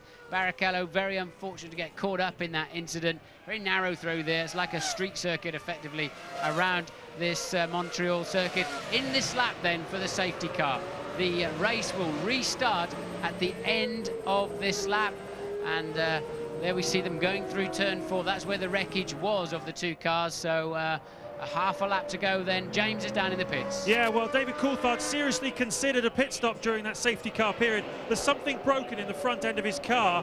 They've been studying the front of the spare car. I think it might be the mounting point of a barge board or something like that, but it's not something massively serious because it's obviously a very finely balanced decision whether to pit or not. Coulthard obviously reluctant to make the stop. The team was all ready for him, and of course he's made back the 13 seconds he'd lost on the leader. Yeah, certainly not conducive to him pushing, though. Pedro de la Rosa has benefited from the accident between Barrichello and Montoya. He's moved up to 10th position behind Mika Häkkinen. You can see Michael Schumacher keeps smoking his front tyres. He's trying to warm his brakes up and his tyres, but going at it a little bit too hard, and he wants to be careful he doesn't create some nasty flat spots there. It gives you a vibration, and at a couple of 100 miles an hour, you can't see where you're going because your eyeballs are vibrating too. But all the cars then, all the drivers trying to generate some heat in the brakes, in the tyres, ready to restart at the end of this next straight. Still no scheduled fuel stop. Well, hello, what's that bit of debris on the track? Has it been spotted by the marshals? Where is it? Well, it is somewhere round about turn 5. I was saying, still no scheduled fuel stops. I was expecting them round about lap 26, and this is lap 23. But of course, they will be extended now. Michael then has got the jump on Ralph. Michael caught them sleeping a little bit there, and he is away, and he's opened up a small gap. Coulthard then managing to haul in that 12-second deficit, courtesy of the safety car. And this is slow puncture territory we're in here, because a lot of debris on the track. Two Benettons running into each other. That's Verstappen out of sixth he place. Was sixth, if you remember, and as I expected, he's on a two-stop strategy. Yeah, pity he didn't stop under the safety car then, because he's wasted that opportunity. But as I said, slow puncture territory. Two Benettons into each other, Irvine into Heidfeld, and now Barrichello and Montoya both in the wall big time. And Michael, look, making the most of this restart. Yeah, although you can't crouch in the cockpit because you're so tightly belted in you can't move, Michael Schumacher, when he's really trying, as he is now, gives the impression of crouching. His head seems to go lower in the cockpit. He looks over the side of it, and he's putting distance between himself and his brother. David Coulthard holding on, and Trulli and Panis. Between the top 5, there are 3 seconds. And remember that Ralph on the harder Michelins, although it's difficult to know whether they're harder than the Bridgestones, but clearly taking longer to get those tyres up to temperature than the Bridgestone runners that are all around him. And Michael, look, just waltzing away in the distance, and now I think we can expect to see Ralph beginning to once again close that gap. And Kimi Raikkonen for Sauber in the points again. He is in 6th position ahead of Ricardo Zonta, who is returning to Grand Prix racing with a flourish. Trulli is in 4th position in the Jordan Honda. His teammate Ricardo Zonta is in 7th place. The top BAR, which also uses the Honda engine, is Olivier Panis. And Jacques Villeneuve is having a torrid race. He's down in 10th place, not even looking like being in the points at the moment. But there are still going to be a lot of retirements. Lap 25. 2.6 seconds faster then on that opening lap was Michael Schumacher over the rest of the field. He really has got that supreme confidence when there's an unknown level of grip. We see it on a wet, dry day. We see it under all sorts of circumstances, and he's made it stick. It's a personal confidence he has behind the wheel, and that's opened him up a handsome gap.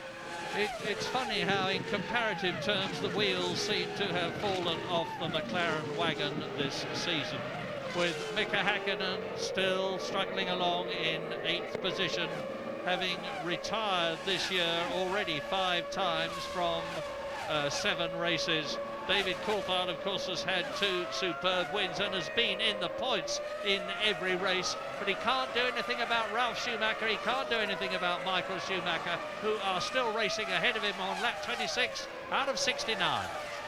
The McLaren not looking well hooked up in the race, but I mean, clearly they have been going much faster in recent races. But Häkkinen's not at his best, Murray, when he's back in the pack like that. We've seen this quite often from him. He doesn't seem to like necessarily charging through the pack at all times. On other days, we see some stunning performances from midfield, and Bernaldi then out of the race. Yep. Mika not at his best when he's having to charge, as you rightly say. So that's yet another retirement. That leaves 14. And the last car now is Jos Verstappen after his pit stop. He is the only driver in the 14, with the exception of Tasso Marquez in the Minardi, who has been in unseen by us. We're on lap 26. Here is the order after the safety car has returned, and you can see they're getting pretty spread out already.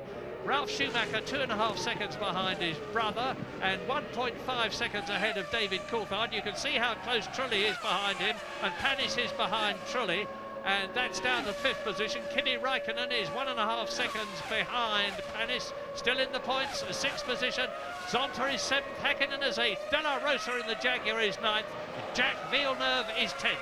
Michael Schumacher, a new fastest lap at 1:19.4. He was over half a second faster than anybody else. But Ralph now pumping them back in a 19.3. He is able to respond now that his tyres are up to full operating temperature. So Ralph then has got a 2.4 second gap to close down And if the performances are the same as in the first part of this race, pre the safety car, Ralph should now start closing in again on his brother. Yeah, perfect example of the fact that as a racing driver, it's not all reflexes. You have to think a great deal, and Ralf Schumacher had to remember that he mustn't overcook things on the Michelins. He's got to let them come up to the right operating temperature, which they now have undoubtedly done. 2.4 seconds, the reduced gap between the race leaders, Ferrari and Williams BMW. And still the McLaren of Coulthard is third. We saw Raikkonen under braking for turn 8 and see the black dust coming out of all the cars. A lot of black dust coming out of the Sauber. I hope Raikkonen still has some brakes left towards the end of the 69 laps, but now you can see the pack beginning once again to spread out. Where's Ralph this time around? So far, he's about a 1/10 of a second up on this lap as Verstappen then, who made that pit stop just after the safety car came in the pits. He is now, he's just taken 13th place back. So Jenson Button is out of the race, of course, so go through the retirees. Montoya crashed out, unforced error. Barrichello falling off in sympathy, nowhere to go. Button, technical problems. His teammate ran into him early in the race. Alonso just pulled off. Heidfeld out when he got pushed from behind by Eddie Irvine, and Fisichella running into the back of Button early on. And that is the retirees of the race so far. And Ralf Schumacher has got the gap down to 2.2 seconds as you look at Panis, followed by Raikkonen, Zonta, Hakkinen, Della Rosa, and somewhere down the road, Villeneuve. Yeah, don't relax, Michael, says Ralph, because I am after you. 2.8 seconds, 2.6 seconds, 2.4 seconds. It's now 2.2 seconds because Ralf Schumacher is lapping consistently 0.2 of a second faster than his brother.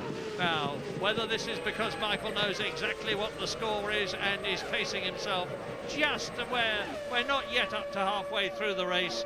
Lap 34, 35 is going to be half distance. We're on lap 27 now. Look at Della Rosa shaping up to the back of Hakkinen, coming down into there's Della Rosa, pulls out of the slipstream now. Will he be able to go up the inside? No, not able, not confident to step on the brake pedal that late. Hakkinen then maintaining 8th position. Yeah, Mika Hakkinen's problem, of course, is that he wants to get past Riccardo Zonta whilst he stops Pedro de la Rosa from doing the same thing again. Off goes Luciano Berti in the Prost, well down in the field. He's 12th out of the 14 runners that are still going round out of the 22 who started. And Bertie's teammate, Jean Alesi, in the other Prost, is only one place higher up the field in 11th position. 14 cars left, 22 started. You can see how close it is. This is a typical Canadian Grand Prix. We see more nose-to-tail racing. So then the two Schumacher brothers up front, and they're in a class of their own. Michael's just done a 1:18.9 now. 19.0 for his brother. They're over a second faster than anybody else on the racetrack. Coulthard just edging 0.9 of a second ahead now of Trulli. That was the yellow Jordan of Zonta you were just looking at, still maintaining his position ahead of Hakkinen Della Rosa. That's a new lap record then for Michael Schumacher, the first under 1:19 here at the Circuit Gilles Villeneuve. And Ralf Schumacher goes faster again. He's got it down. It's still maintaining that 0.2 of a second advantage. He's just gone round in 1:18.6, which is nearly 0.3 faster than his brother. And the gap is now down to 2 seconds. And just as Ralf Schumacher closes up on his brother, he pulls away from David Coulthard, who is now 8 seconds behind Michael and 6 seconds behind Ralf. And he's only half a second ahead of Jarno Trulli. We heard from James Allen that there is some problem at the front of the car. Don't know exactly what it is. It doesn't seem to be slowing David much, but it is undoubtedly slowing him. But Michael, look at this. We know how reliable the Ferrari is. It seems to be virtually bulletproof. He's very, very seldom had trouble for the last 3 or 4 races, which takes him out in terms of engine, gearbox, suspension, or the other things. Louise Allen, what is it? With Juan Pablo Montoya. Juan Pablo, your second race when you've gone out with an accident in a row. Just tell us about that one. I don't really know what happened. It was very strange, you know, like I know Monaco made a mistake, but here, you know, I was doing exactly the same every lap. and when I went over the curve, suddenly rear just stepped out really weird. Now, you collected Rubens in that one. Did you have a chance to chat with him on the way back? Yeah, I didn't really touch him or anything. When he saw I was going wide, I think he went very early in the power, and the car just stepped out as well. Thanks, Juan Pablo. Back to Murray Brundle. I'll get it right next time, Louise. Into the pits comes Pedro de la Rosa, loses a place, of course. Shauna Lacey goes past it. Have a look at this. Ralf Schumacher, 1:18.3. Just took 3/4 of a second out of Michael. The gap now down to 1.4 as you watch De La Rosa rejoining in what will be last place but one. That'll be 13th then for De La Rosa. The first scheduled stop of the afternoon, I would suspect. And now, look at the gap, Murray. Yeah, I don't know what's causing the gap to reduce. It could be the superior grunt of the BMW engine. It could be the superior Michelin tyres, because Williams were very, very happy after qualifying yesterday when Ralf did that sensational lap and started second on the grid. They weren't expecting to be as high as that. And I was talking to one of their top men afterwards, and he said, we are very, very happy about tomorrow, Murray, because we've got the harder compound, the Bridgestones have been blistering, and this could help us enormously. It is doing just that. 7/10 of a second. It's come down from 2.8 seconds to 7/10. You can see how close they are. Every lap he's doing at the moment, Ralf Schumacher, is a new lap record. There you go again, 1:18 of a second. And it's Coulthard who's under pressure now, lapping 1.7 seconds off of Schumacher's place. In third place is Coulthard. Truly is just 0.3 of a second behind him. So Coulthard not able to get back up to speed again. Wonder what it is. Wonder what he threw out of that car on the start line. But this is a virtuoso performance from these two brothers up front and a mile clear of anybody else. Yeah, Verstappen and De La Rosa have made their stops. They are 12th and 13th. The top 11 in this race, we're on lap 32 out of 69, have yet to come in. Of course, especially the two you're looking at, and they are so close that this race could now be decided by the pit stop. If a Ferrari mechanic or a Williams mechanic dropped a wheel nut, or it took a bit longer than expected to get the wheel onto its studs, or something like that, it could change the positions. If they come in on the same lap, it's going to be absolutely fantastic to watch, and if they don't, it's still going to be terrific. I think Ralph's surely got to have a chance of a nibble down into that last corner if he gets close to Michael in the slipstream. The Williams carrying a lot of wing this weekend. Normally they have had up to 5 kilometres an hour straight line speed advantage. They appear to have happily given that away this weekend to carry a barn door of a rear wing. And it seems to be paying off in the later stages of this first stint of the race. And Ralf then with a lot of grip, but surely he'll get a nice slipstream from the back of his brother's Ferrari. Yeah, and why would they want a bigger rear wing? Because a bigger rear wing means more downforce means more grip means more transmission, and you can see David Coulthard now has got Jarno Trulli right on his gearbox. Just as Ralf is challenging Michael, Trulli is challenging Coulthard for third place. Yeah, Coulthard looking well leery as well, turning oversteer everywhere, struggling to get the back end of that car in. I don't know when he's due in for a set of tyres. He'll be pretty relieved, and maybe they'll even bring that forward, because Coulthard appears to have no confidence in the back of the car. Yeah, and he is the only McLaren in the points. Mika Häkkinen still making no progress. Ricardo Zonta is just 0.3 of a second in front of him in the Jordan, driving a very fine race, and Mika Häkkinen can do nothing about it. Jacques Villeneuve is 0.9 of a second behind Häkkinen in 9th position, and Jean Alesi is 2.7 seconds further back in 10th place in the Prost. Jos Verstappen's been in, and we can expect him to move up through the field when the others come in. Well, to quote Murray Walker, catching is one thing, passing is quite another. And Ralf, now he's in the dirty air, he's just in the zone. And Bertie in the pit lane, in the Prost again. I think that'll be scheduled. But now he's in the dirty air zone. He has lost 3/4 of a second per lap, and he's now just lapping at virtually identical times to Michael. So there was a bit of debris on the track there that Ralf ran over, but we're on lap 34 now. It's surely not going to be all that much longer before they come in. one or other of them, and David Coulthard still just ahead of Jarno Trulli. Ferrari, Williams, McLaren, Jordan. BAR is still 5th, Sauber is still 6th. That is 6 different constructors in the top 6 places. Jordan are doing well in this race because Zonta is in 7th place, only 1 place off the points as the race leaders come through to complete another lap. That is the end of their 34th lap, and the gap is 0.6 of a second. So there's 35 laps to go. 34 gone, 35 to go, including the one they are on. Half distance in Canada. Coulthard edging a bit out on Trulli that time around, so stalemate in 1st and 2nd positions. 13 seconds now off the lead again. Coulthard, Trulli 7/10, and Villeneuve then with a problem. Villeneuve in pit straight with a problem, and that's a long way from home, of course. That's an entire lap. Now he has to be so careful, and he knows, he has a look. It's such a dangerous place to cross the end of the pit lane. If you come around the other side of the wall, you can have an enormous accident. They're already doing 150, 160 kilometres, 100 odd miles an hour. And what are we going to see here? We're going to see nothing. We're going to see Villeneuve just beginning to falter and sensibly getting out of Alesi's way. Yeah, really, this is a jinx circuit as far as poor Jacques is concerned. Oh, and Ralf Schumacher right alongside Michael, who moves across quite fairly.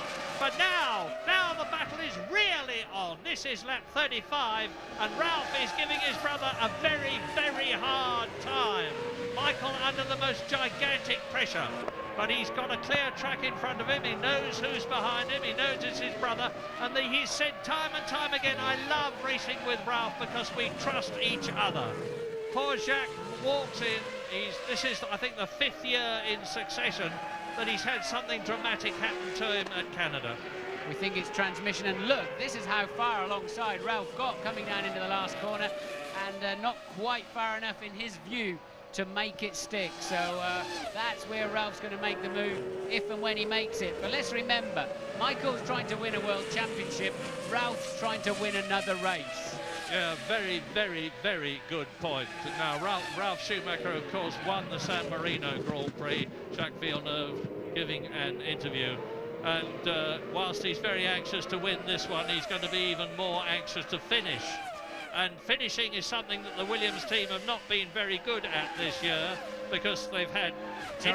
Sorry, Murray, here we go. Look, Ralf really got a nice run out of the hairpin last time around, but does not even attempt it this time. And you can see him treading slightly cautiously here. Doesn't want to run into Michael, doesn't want to ruin his own race either. Tough call for him. They have run into each other before, back at the Nürburgring 2 or 3 years back. In the first corner, a very nasty accident that turned out to be, and they got caught up with various teammates on that one. Wasn't a direct, just a pair of them. But this is a tough call for Ralf Schumacher. He's racing for BMW Williams. He's not racing for the Schumacher family. Yeah, as I was saying, Williams have had 11 retirements from 14 starts this year. Not entirely their fault, as out of the pit. Panis comes into the pit lane, followed by Zonta. Now it's a race between the mechanics now. I would doubt that the Jordan people would be able dramatically to beat the BAR people. But remember that the order when they came in was Panis and Zonta, and out goes Olivier Panis, and Zonta is already making his way down the pit lane, and it's the Jordan ahead as they come out onto the track with a clear circuit, and still Michael leads Ralf, Ferrari leads Williams, Ferrari engine leads BMW, Bridgestone lead Michelin, and Ralf is having a look all the time. Look to the left, look to the right, through the chicane, over the line to complete the lap, and that is 37 completed into lap 38. The gap, well, it's a visual gap, but in terms of time, it was about 0.4 of a second into turn 1. Out of turn 2, now they accelerate away round here, up towards the right and left at turns 3 and 4, which they are at now. Approach the right-hander at about 155 miles an hour as we look down now on David Coulthard and Jarno Trulli in the McLaren and the Jordan respectively, still third and fourth. And still on lap 38, none of the top 7 have been in. Yes, the 8th for Verstappen, 9th still. Hello, replay here. I think it's Häkkinen who's going to be taking Räikkönen. So Häkkinen then, and Panis pits at the end of this lap. That's freed Mika Häkkinen. He's in 5th place. He's just done his fastest lap of the race, somewhere near the leader's pace, at 19.0. So Häkkinen then does have a fast car underneath him, and for the first time this race, a clear track ahead of him. And the gap between him and Jarno Trulli ahead of him is 8 seconds. He's now very much in the points in 5th position. So both the McLarens are in the points, as in comes Olivier Panis. So that's Panis' second stop, Yeah, Barry. I was So a bit baffled some by kind that. of drama. I wonder if they got any fuel in it. They had a long fuel stop, remember. We think his teammate went out with transmission trouble, and maybe Panis it's not a pit stop problem. Look, it looks a very similar problem to Villeneuve, doesn't it? A crawling BAR. He's out. Panis has retired. Both the BARs are out. A big blow for them, because, as I keep on saying, there is a war between Jordan and BAR for the custom of Honda. They both want Honda engines next year. All 4 cars, the 2 Jordans and the BARs, have got them this year, and now both the BARs are out and both the Jordans are very much in. Jarno Trulli has just been into the pits, and his teammate Ricardo Zonta has also stopped. Fastest man on the racetrack last time around was Mika Häkkinen. 4th place man now, Mika Häkkinen, because of Trulli's stop. 6.8 seconds behind Coulthard, and homing in at a 2.5 a lap. So Häkkinen's car working very well. Coulthard can't get his car working at all. Look how close Ralph is to Michael. Will he have a stab this time? And strange time to cut away, Mr. Director. No, clearly, of course, he didn't get through.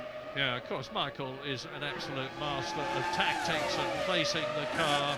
There's very little between it at this point of the race between the 2 cars. I have the feeling that if Ralf Schumacher could only scramble past his brother, he could pull away.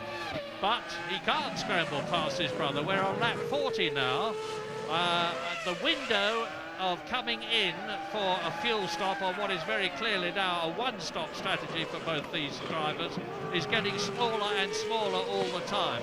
Into the pits comes Kimi Räikkönen from 5th position, stops, up goes the front of the car, up goes the back of the car, off come the old wheels and tyres, on go the new ones, clean his visor, check that there's nothing in the radiators. Louise Goodman Has Jacques Villeneuve with her, Murray. Jacques, you told me yesterday that this track wasn't fated for you. It's not exactly lucky though, is it?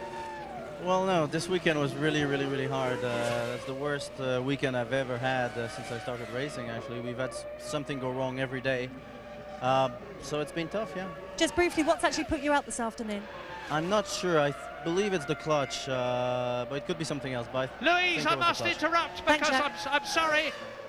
We were seeing another mighty challenge from Ralf Schumacher, but he just can't do it, Martin. He just can't get near enough to have a brave stab. Later in the race he probably will, but it's too earlier days at the moment.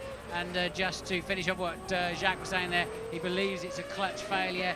It looked as if Ollie Panis's problem could well have been the same in the sister BAR just 1 lap later.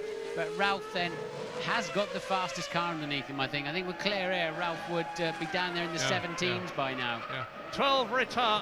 10 retirements, and there are 12 left. You've heard the retirements. I'll go through them again in order of retirement as you watch Michael and Ralph fighting for the lead. Fisichella, Irvine, Heidfeld, Alonso, Button, Barrichello, Montoya, Bernoldi and Jacques Villeneuve are out of the race, as is Olivier Panis. Last man running, Tarso Marquez. Another scrap shaping up then is Häkkinen, 4th place man, closing in down to 3.3 seconds on 3rd place man Coulthard, and Ralph as close as ever. But as I said in Monte Carlo, the man in front of you in a slow corner will always, of course, be on the throttle a car length ahead of you and launch out of the corner. Is this the lap Ralph can do it? No, it's not. No, and they're coming up to Luciano Berti to lap him. The young Brazilian who has switched from Jaguar to Prost is running last but one. He's 11th out of the 12 who are left. And both the Ferrari and the Williams are closing up on him. And if this happens at a difficult part of the course when they make to pass, as I've said in the past, it could be Ralf Schumacher's opportunity if Michael gets his passing move wrong. I would be very surprised if he did. as talented and experienced a driver as he is. I think they should be bringing Coulthard in. He's losing too much time. Whatever his problem is out there, if it's tyres, he should be in now, because Trulli, who he was racing with, is out there lapping faster behind him because he's made his stop.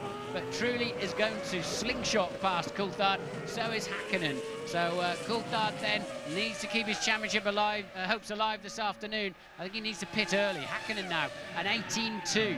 That is just about the fastest lap of the race. Not quite though, is it, Murray? No, remember what I said about Jos Verstappen stopping early and he would recover? Well, he has recovered. He is now up into 5th position.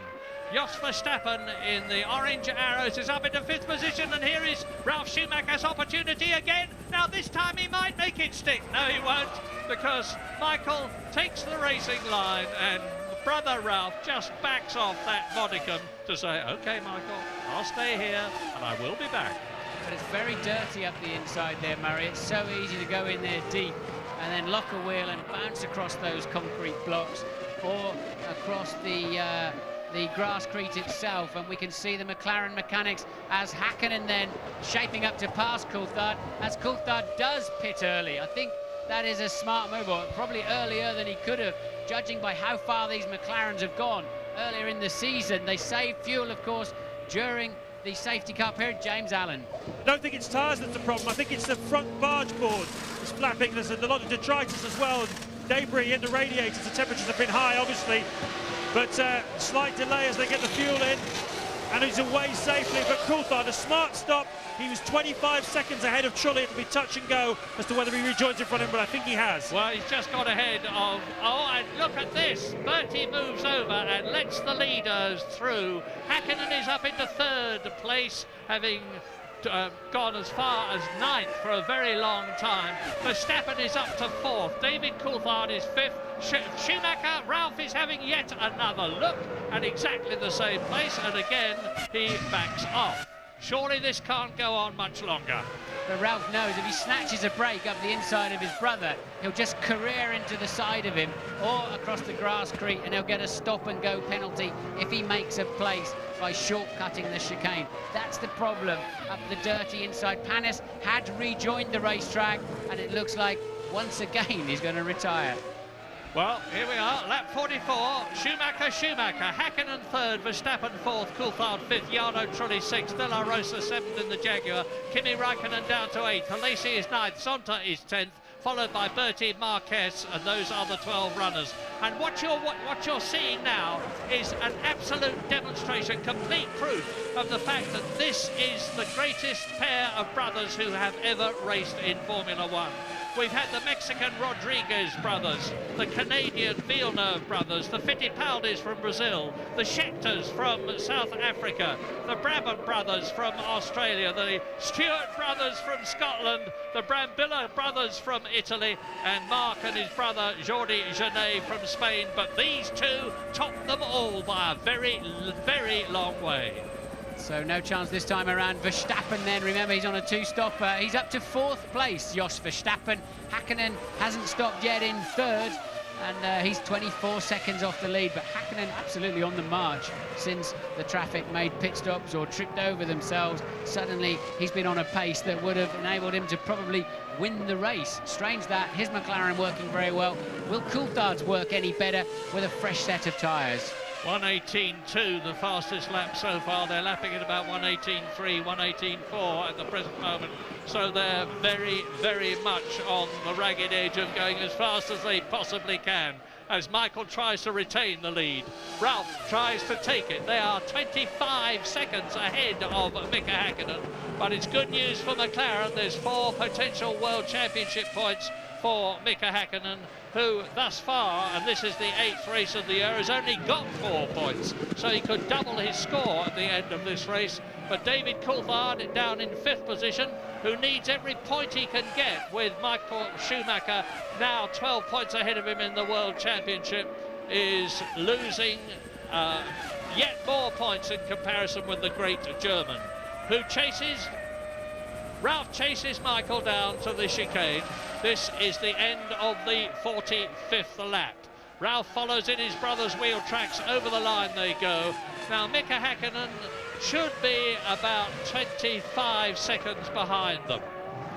Panis ran out of brakes. Remember us talking at the beginning of how hard this place is on brakes. So we've had the first car out of the race after 45 laps with braking problems. Well, here is Mika Häkkinen alone on the track. Fastest lap, 1:18.1. This is showing exactly what you said, Martin. He's on his own now. He's got a clear track. He is really going for it. He's reducing the gap between himself and the leaders. I don't know if a superior fuel strategy or better fuel economy is going to help him, but if it is, he needs all the help he can get at the present moment. Yeah, that's despite having a fuel flap open. Of course, the pits are sometimes left-handed, sometimes right-handed. There's 2 fuel flaps on a Formula 1 car, and they only use 1 per weekend. The other one they're not using this weekend is up on Häkkinen's car. Won't help the aerodynamics much. But, of course, Ferrari must be waiting for Michael. He will go straight down the pit lane. And Ralf Schumacher takes the lead in the Canadian Grand Prix, and he knows now that he's got to go as fast as he possibly can to build up a gap with a clear track in front of him, and hope that when he comes in for his fuel stop, he will be able to exit the pit lane in front of his brother Michael. James. 60 kilos of fuel have to go into this car, as well as the 4 tyres. Anything more than 9 seconds stationary is a problem for Ferrari and could hand the race to Williams. Good stop, 8.4. Williams, the pressure is on you now, guys. Yeah, indeed it is, and Michael Schumacher regains the track before Mika Häkkinen goes through in 3rd position. Now that is good, as very, very good as far as Michael Schumacher is concerned, because he now has got a clear track in front of him like his brother.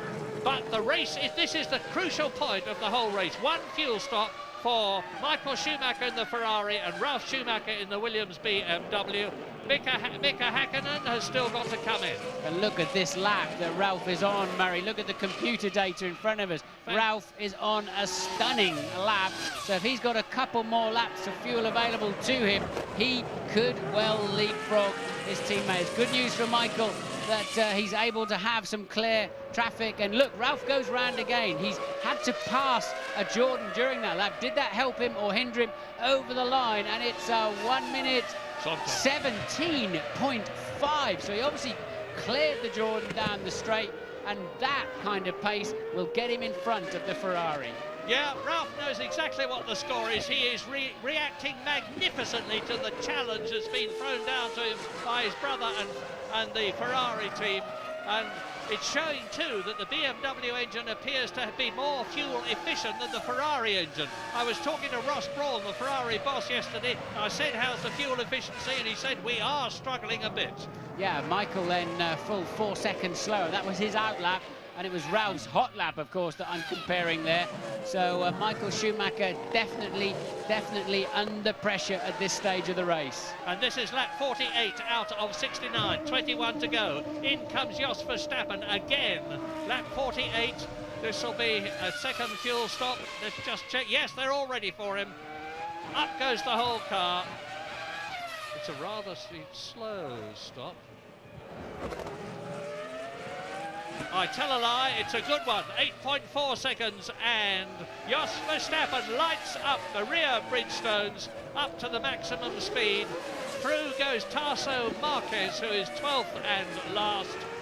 And rejoining the race goes Jos Verstappen, as Michael Schumacher now 25 seconds behind his brother Ralf. But Ralf, of course, has still got to come in. It's going to be mighty, mighty close when Ralf Schumacher exits the pit lane. I think Ralph's done enough on the track. Will Williams do enough in the pit lane? Another new lap record for Ralf on a 1:17.467 last time around. Michael, a 1:18.1 that time around. Surely then, Ralf has done enough. We'll be back very shortly.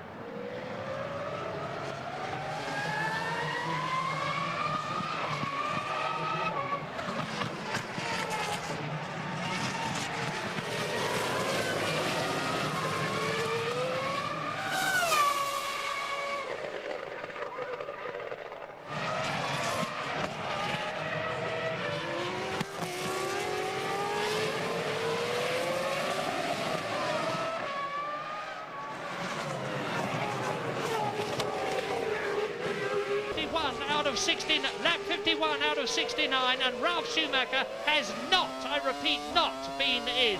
He has stayed out on the track. This BMW engine must be incredibly fuel efficient. He'll be in at the end of this lap, I'm sure of it. They must bring him in with this traffic. His laps, you can now see another new lap record, 1:17.2.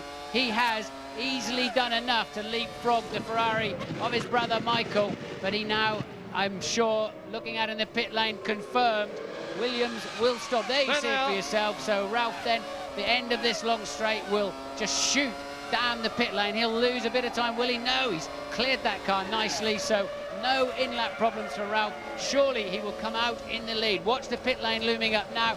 Get the speed off before the speed zone now, and down he goes. It will be a reasonable run. Somewhere in the middle of the lane are the Williams team, and looks so slow, Murray, doesn't it? Yeah, but this is the crucial point of the whole race. If they do a nice clean stop, and the Williams team are very experienced at this, on go the new Michelin tyres.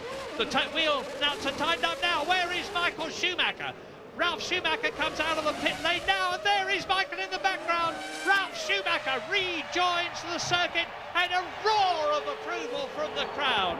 They can tell a real fight when they see one, and Ralf Schumacher looks, I'm going to be very cautious in what I say now, looks as though he is on the way to a second brilliant victory of the year, having won the San Marino Grand Prix at Imola.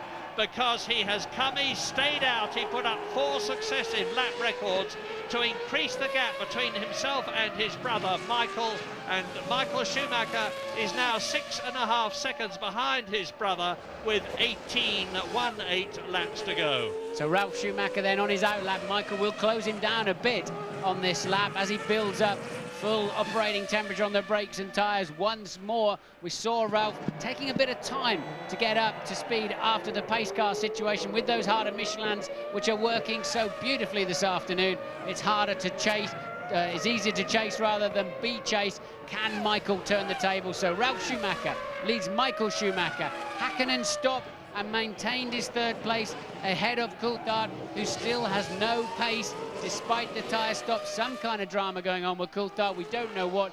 Della Rosa is 5th. I believe he will stop again yet. Jarno Trulli back in 6th place. Yeah, it's good news for Jaguar fans after the disappointment of Eddie Irvine's early retirement when he collided with Nick Heidfeld, because Pedro Della Rosa, new to the team, is up there in 5th position behind David Coulthard. You can see how close the McLaren and the Jaguar are, and you can see that the yellow Jordan of Jarno Trulli is also that you can see the gap between them.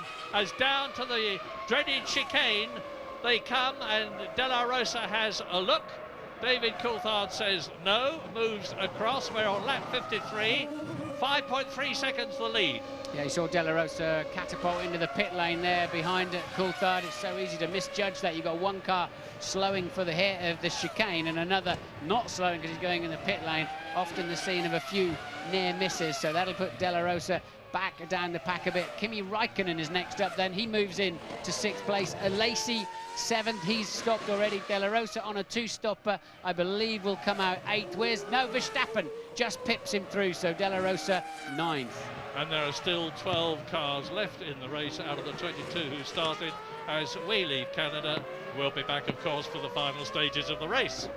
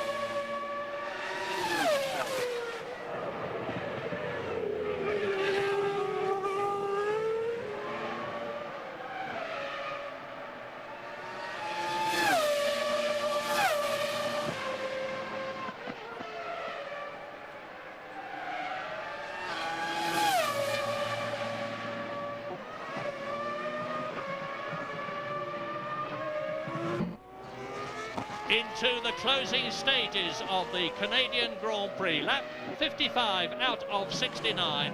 And Ralf Schumacher has not only pegged the lead over his brother Michael, he has increased it to 7.7 seconds with a lap of 1 minute 18.4.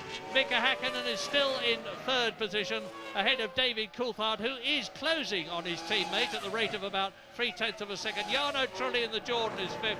Kimi Räikkönen is in sixth place. And Räikkönen has this man Alesi chasing him down for that final crucial World Championship point. But let me just remind you how Ralf Schumacher got ahead. He put in a series of stunning 1 minute 17, setting a new lap record finally of 17.2, taking a best part of a second a lap out of his brother through that stage of the race. Just before his pit stop, they had more fuel on board. Häkkinen cleared, Coulthard in the pits, unscheduled stop, terminal problem for David Coulthard. Yeah, that is an unscheduled stop and a final stop too. This is going to be the first race of the year in which David Coulthard has not scored points. James. It's burst of flame as he comes down, and the engine, of course, you can see for yourself, has blown up, but he kept it going all the way down the pit lane. I'm looking for trails of oil, enormous amounts of smoke. But I have to tell you guys, I'm down here in the Williams garage at the moment, and they are so pumped up. I was talking to Patrick Head before this race. He said, we've got to get these boys back into the mentality that we come to a racetrack to win. It's been a few years since we had that mentality. I'm getting them back into thinking that way. And this weekend, we really feel that way. You remember in qualifying, they took the gamble to go with the harder Michelin tyre. They were thinking all weekend about the race, about coming here to get 10 points. And they are all so pumped up. It's incredible. Mighty, mighty tough on David Coulthard, but it's a very rare situation that a Grand Prix driver will go through all 16 or 17 races of the year without a retirement. McLaren and David did a fantastic job to score points in all the first 7 races, to win 2 of them, to finish second in 2 of them, to be a third and then 2 fifths. But it's happened. The weakness of some element in the car has shown itself, and out goes David Coulthard. And that means to say that if Michael Schumacher can just finish this race second or first, and he's second at the moment, he's going massively to increase his already substantial lead over David Coulthard. So Michael Schumacher is now driving for 6 points, Murray. He's now 1.5 seconds a lap slower. I don't know if he's got a problem. He's had some fairly slow laps, especially in the middle sector, maybe just conserving his brakes. He knows that this car of his brother's has been faster pretty much all through the race. When it was up to speed, he knows he can't chase it down. I believe he's driving for those 6 points. Häkkinen is 28.8 seconds behind Michael Schumacher in third place. So they're truly Räikkönen and Alesi then, 4th, 5th and 6th, Alesi in the points. Yeah, great news for Prost, because Jean Alesi, the veteran, has only scored 1 point, and Prost have been out of the points for literally years, and it looks as though they're going to get one in this race. But yet again, I have to find superlatives, new superlatives, for this incredible young man, Kimi Räikkönen, who's making his first year appearance in Grand Prix racing. And this is yet another circuit that he's not raced at before, Canada. And here he is going round in the Sauber in 5th position. And it looks as though there's 2 World Championship points for him. He's already finished in the points twice this year, his first season of Grand Prix racing, in Austria and in Australia. And he is a phenomenon. I've said it before, I'll say it again. I hope Peter Sauber, for his sake, has got a very binding contract. We've heard a lot about contracts in the last few days. Well, Peter Sauber needs to have one that's made out of titanium and welded shut to keep Kimi Räikkönen, because all the top teams will be looking for this young Finn to join them. Lap 59, and you're looking at double world champion Mika Häkkinen in the only McLaren still in the race. Third position, potential 4 World Championship points to double his total so far. The 2 Schumachers lead as they have done all through the race, but now it is Ralf ahead of Michael with an ever-increasing gap. It is 12 seconds now. Mika Häkkinen is closing down very slowly on Michael Schumacher's Ferrari, not nearly fast enough to get second place unless Michael Schumacher has got quite a major problem that we're not aware of. And Jarno Trulli and Räikkönen, Jordan and Sauber head Jean Alesi and Prost, who is 6th. Jos Verstappen just out of the points, as he has been before this season in the Arrows, and 11 cars following the retirement of David Coulthard are still running. First time then in 8 races, no points for Coulthard. His World Championship dreams going up to a certain extent in smoke this afternoon, but the season, I guess, is yet young, but it's looking tough. He'll be thankful of one thing, and that's that Michael at the moment is looking like a 6-point a day and not a 10-point a day. But Williams has not been the most reliable car on the racetrack, Murray, through this season. Even Sir Frank was moved to have a bit of an open moan about that earlier on in the weekend, but right now Ralph is the class of the field. We're going to take a short break.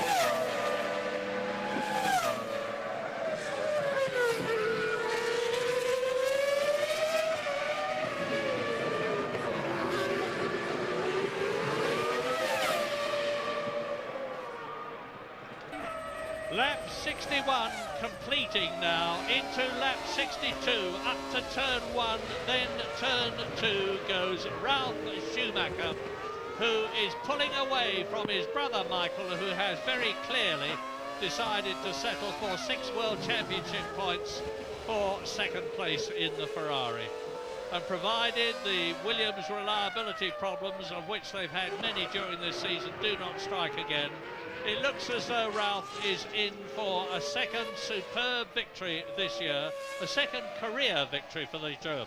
Yeah, it's strange, isn't it? You see that happen so often. He waited 70-odd races to be able to win a Grand Prix, and all of a sudden he's looking at his second one virtually immediately. It so often happens that you break through into a whole new level of performance, and we've certainly seen that from Ralf this afternoon. And that Arrows of Verstappen is about to lose its brakes. If I were you, Jos, I think I'd park that, because the front left brake disc has worn virtually through, and I'd imagine the I'm guessing here a bit, but I would imagine his brake pads are just about touching in the middle right now. Yeah, it was just here that literally Heinz-Harald Frentzen had a brake disc explode on him in the Jordan in the past, and went out of the race in a very strong position.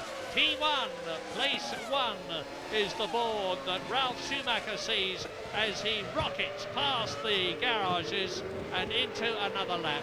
This is his third lap. They're resting in the Williams garage now. There's nothing they can do. Ralf Schumacher is consistently increasing his lead over his brother. It's now nearly 16 seconds. Mika Häkkinen in third place is not catching Michael Schumacher. Jarno Trulli, who is fourth, is not catching Mika Häkkinen. But Kimi Räikkönen and Jorna Lacey, as they are forcing each other, are closing up on Jarno Trulli. The gap is only about 5 seconds between the Sauber fifth and the Jordan fourth. Yeah, Lacey putting pressure on Räikkönen, fifth place man Räikkönen, sixth place man Lacey, and I'd imagine Kimi Räikkönen's another man with a soggy brake pedal. We've seen clouds of black smoke pouring off of his Sauber under braking since virtually the beginning of the race, you start to get a very long pedal towards the end, which does not inspire confidence when you're trying to lose something like 150 miles an hour in 100 meters or so. And Raikkonen then, really the only race left on the racetrack is Raikkonen 5th, Alesi 6th, 1.7 seconds apart. The lap before, now just 9/10 of a second apart. You're not watching it. That's Häkkinen, of course, in an easy 3rd place. 28 seconds behind Schumacher, 27 seconds ahead of Raikkonen. So what does this mean in terms of the World Championship drivers and constructors? It means that Michael Schumacher on 6 World Championship points, as you look at Raikkonen closing up on the Jordan. It means that Michael Schumacher, and going past the Jordan, going past Jarno Trulli and up into 4th position. So here's Jarno Trulli at the chicane, taking a wider line. Kimi Raikkonen tucks it in tight and rockets past the Jordan to increase his position, prove his position up into 4th place. Terrific. Trulli's got a brake problem, I believe. Trulli then very slow in the last sector of the last lap in the first sector, and there he is cruising. Jarno Trulli, I believe, probably running out of brakes. As Frentzen did in the Jordan, as I was talking earlier, not this year, previous year. So a bit of a problem for the Jordan team there, and we're on lap 64 out of 69 as Jos Verstappen is coming up now. Look at the arrows in the background. He's currently in, now where is he? He's in 7th, but he's going to move up into the points. When he goes past Jarno Trulli, Jos Verstappen in the arrows, and he does it now, is back in the points where he was earlier in the race. He is on, I remind you, a 2-stop strategy. He has stopped twice, he's got his reward, he's only got 4 laps to go after this one. I hope his left front brake, Verstappen's left front brake will stay the course, because that'll be a very well-earned World Championship point there for Verstappen. Running strong in the early stages, albeit on a little bit less fuel load, but Verstappen then up into a points position. But we know he must be struggling with brakes. Yeah, and it's lap 65, so 66, 67, 68 and 69 to go in this long race, which is always so much of a car breaker, always so much of a brake wrecker. And as I said before the race even began, it's a race of attrition. 22 started, there are 11 left. I wouldn't be at all surprised if we see a couple of retirements in the very few laps that are left, because as Martin has pointed out, and as you can see from the brake dust that is pouring out from some of these cars, they are right on the ragged limits of brake wear. Ralf Schumacher leads Michael by 18 seconds, leads Mika Häkkinen by 44 seconds, leads Kimi Raikkonen 4th by 71 seconds. Jean Alesi is only 2 seconds behind Raikkonen in 5th position. Jos Verstappen is 6th and has been lapped. So it looks to me as though a maximum 5 cars are going to go the distance. Probably not that. Trulli then in the pit lane. We'll have to wait for confirmation of his problems, and the engine seems fine. As I say, I'm pretty sure that's going to be a shortage of brakes. New braking system on that car this weekend. Yeah, and Trulli got very air-rated when he lost a potential 3rd place on the grid because he was made to park in the Parc Fermé. He really does seem to have very bad luck, this young Italian, and as I said earlier on, he doesn't always, in fact very seldom, get the reward for which his talent entitles him. Looks as though Ralf Schumacher's going to do it though. Winner in Italy, San Marino Grand Prix. He, in 1998, was pretty disgruntled in Belgium when he was given team orders to stay behind Damon Hill, who gave Jordan their first ever victory, with Ralf Schumacher finishing in 2nd place. He goes over the line to complete his 66th lap.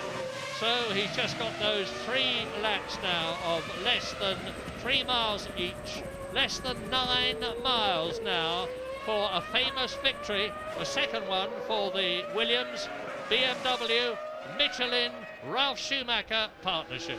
Michael swerving around. The plastic bags laying on the racetrack there, critical if they get in your air intakes. So Michael then just really driving for the 6 points, lapping 8/10 slower than his brother, but his brother's cruising as well now. They've been in the 17s, they're now in the 19s and 20s. There's nothing to be gained. Oh, that's Verstappen. That's Verstappen out of the race. It's exactly what you said was going to happen. Right, so you could see it coming. That's going to be a brake failure, and it always goes when you most need them. What, Martin, that means that Jaguar are now on a potential World Championship point. The first one in the team for Pedro de la Rosa. Eddie Irvine, of course, finished in 3rd place at Monaco, and there is the spin that took Jos Verstappen, probably due to a brake failure, out of the race and promoted Pedro de la Rosa to 6th position in the Jaguar for 1 World Championship point.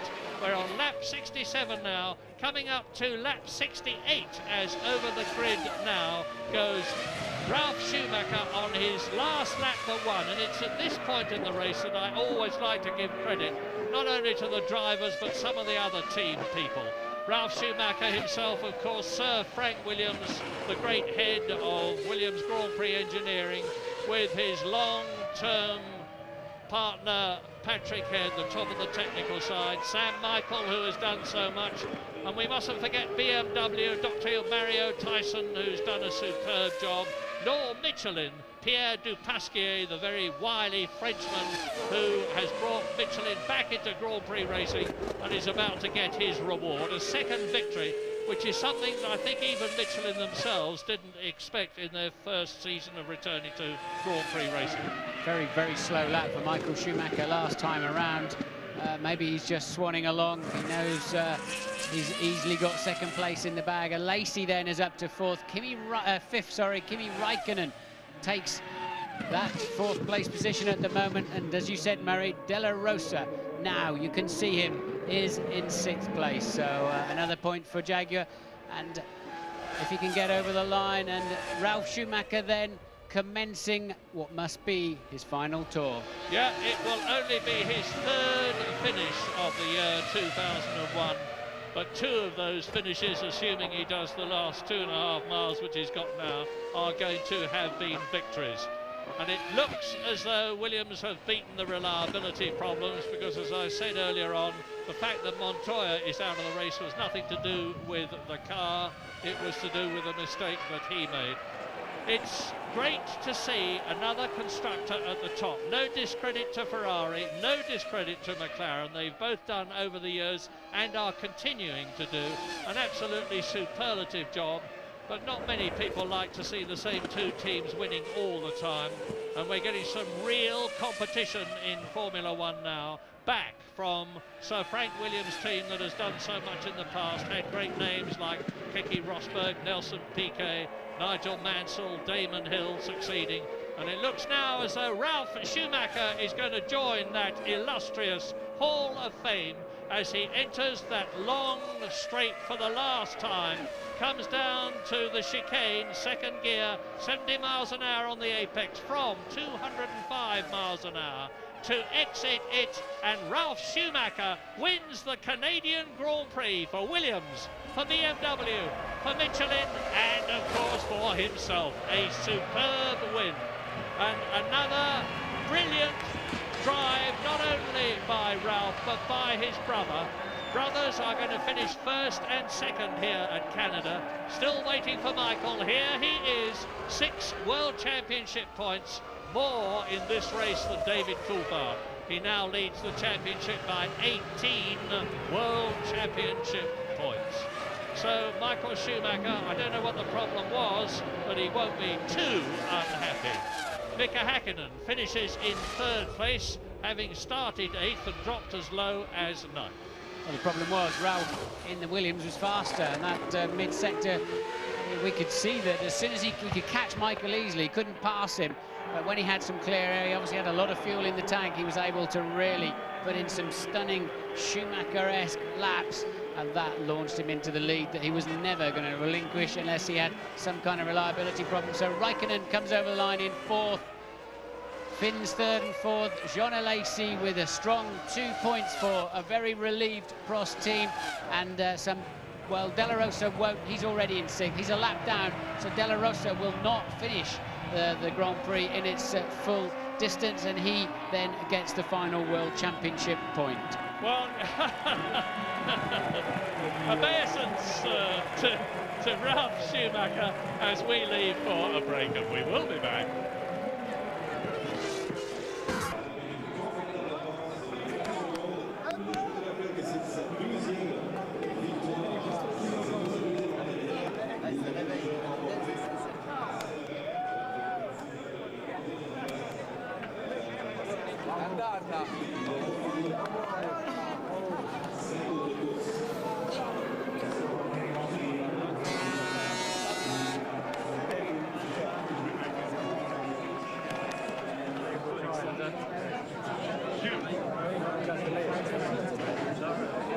Well done, Sam. Thank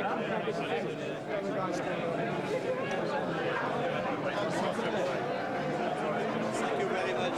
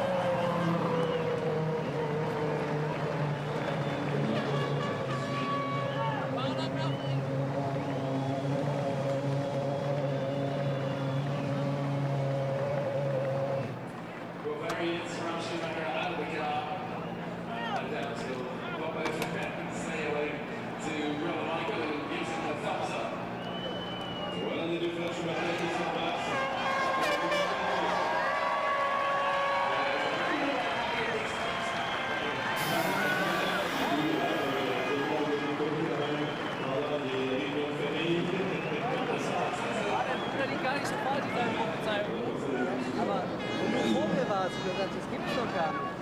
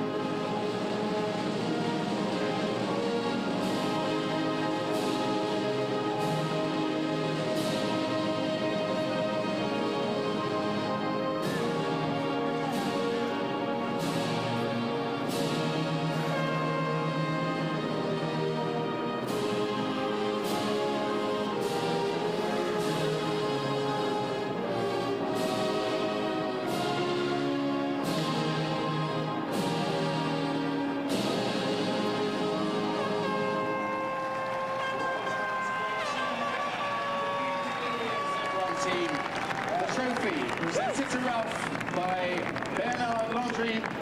The trainer for the Premier East de Quebec.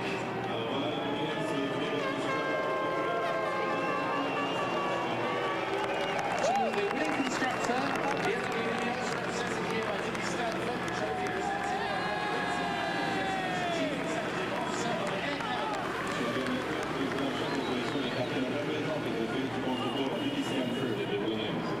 To the second place driver, Michael Schumacher, the trophy presented by John Mandel, the Canadian Men's Club of Foreign Affairs and International Trade.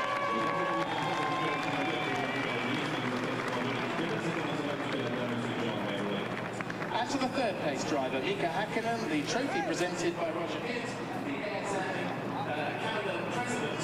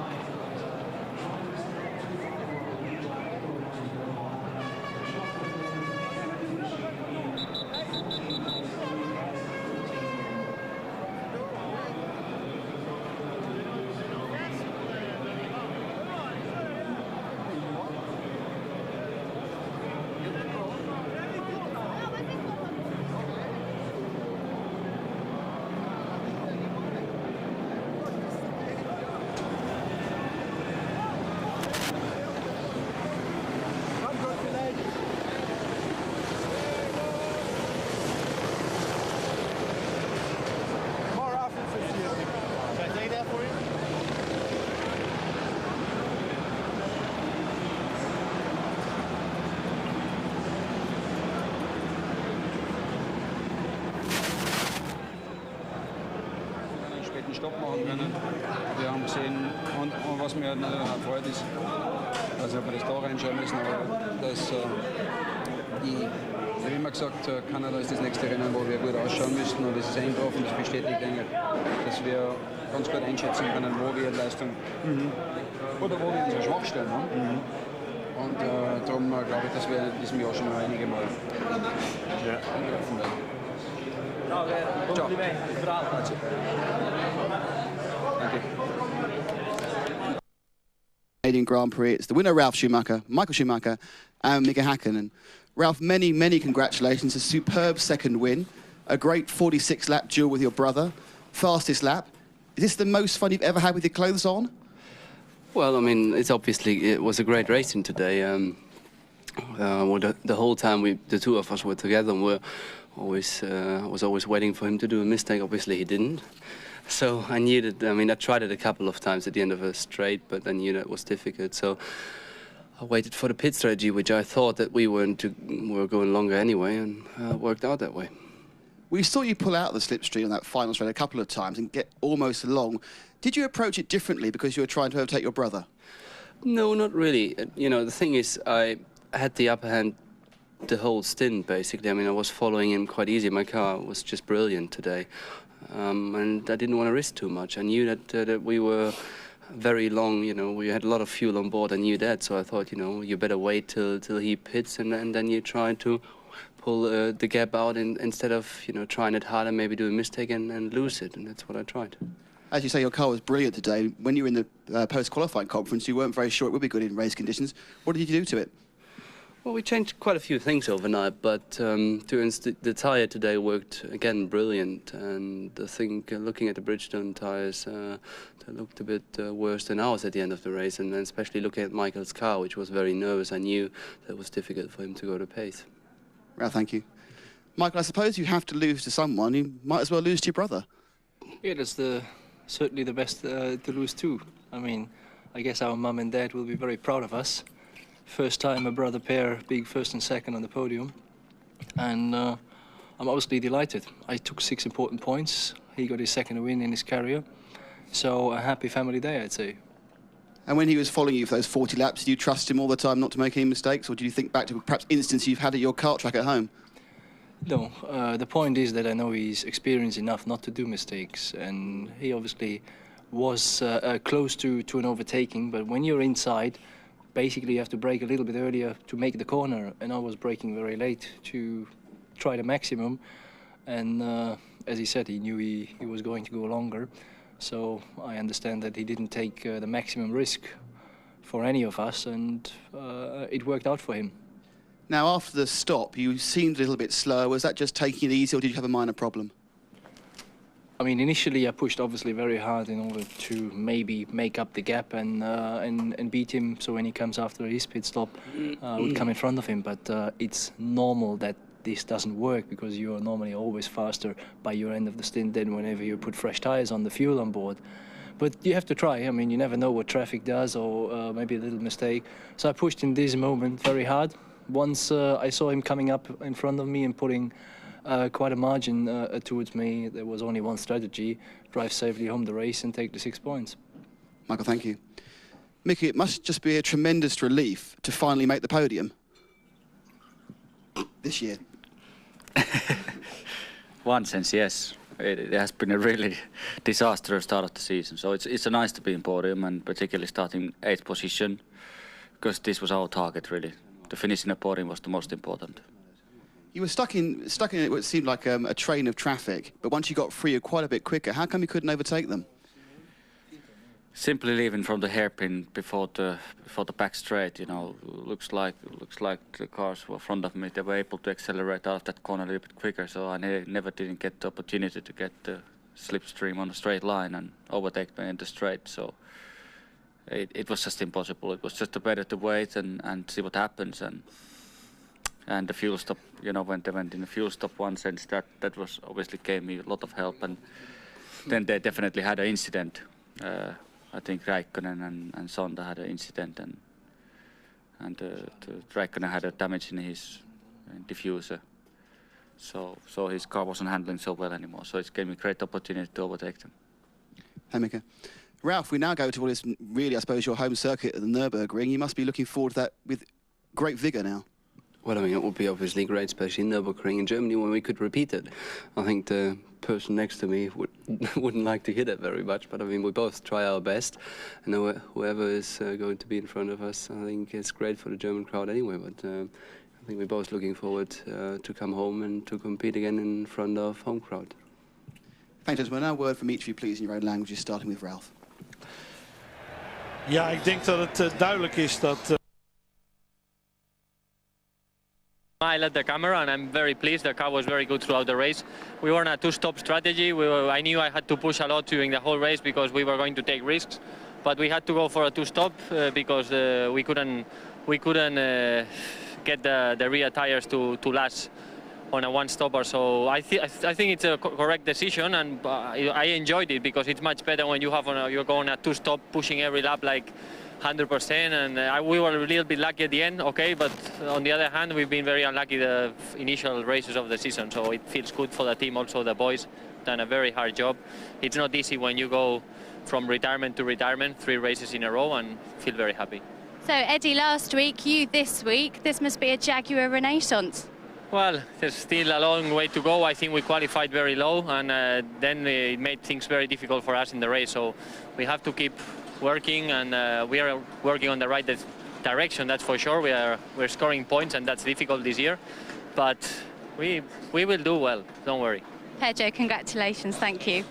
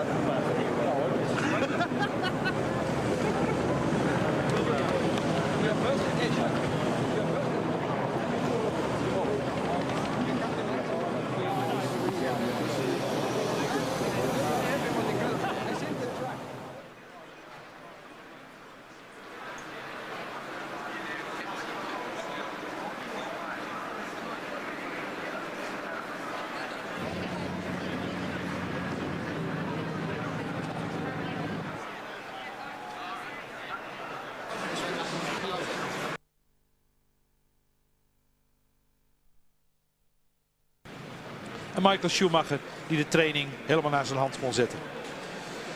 Met als tweede Ralf Schumacher hier Emerson Fittipaldi, een tweevoudig wereldkampioen. En Ricardo Zonta in de plaats van Heinz-Harald Frentzen. En het niet verkeerd deed. Dan de start met Michael Schumacher en Ralf daarnaast. Ralf die een eigenlijk iets betere start heeft. Villeneuve die een hele slechte start heeft. En Jos Verstappen die ook een hele goede start heeft. Maar zich buitenom weet te wurmen. En ja, wat voor plaats ook alweer eruit kwam. Ik weet het niet precies, maar ik dacht ergens in de buurt van de 9e plaats er weer uitkwam in die eerste ronde. Jos die inmiddels toch bekend staat als een hele snelle starter. Hier dan Fisichella die achterop de auto van zijn teamgenoot rijdt. Jensen Button. En Eddie Irvine die in aanraking komt met Nick Heidfeld. En Nick Heidfeld die later zou zeggen dat het 100% de schuld van Eddie Irvine was. Michael en Ralf. Barrichello die David Coulthard voorbij rijdt. En die dan vervolgens hier een foutje maakt bij het uitkomen van de hairpin. Zijn plaats weggooit dankzij het te vroeg op de gas gaan. Ralf Schumacher die steeds meer aandringt op Michael. Een paar keer uit de slipstream komt. Gerhard Berger en Mario Thijssen van BMW die kijken. Montoya achter Coulthard met daarachter Barrichello die inmiddels weer teruggereden is. En dan de fout van Montoya. Barrichello die schrikt, zijn auto naar links haalt en vervolgens dus de vangrail ingaat. Een pechdag voor Barrichello. Safety car in de baan. Het hele veld komt weer bij elkaar. Terwijl Montoya hier met Barrichello wegloopt. En dan de herstart. Waar Michael het goed deed door een klein gaatje te trekken.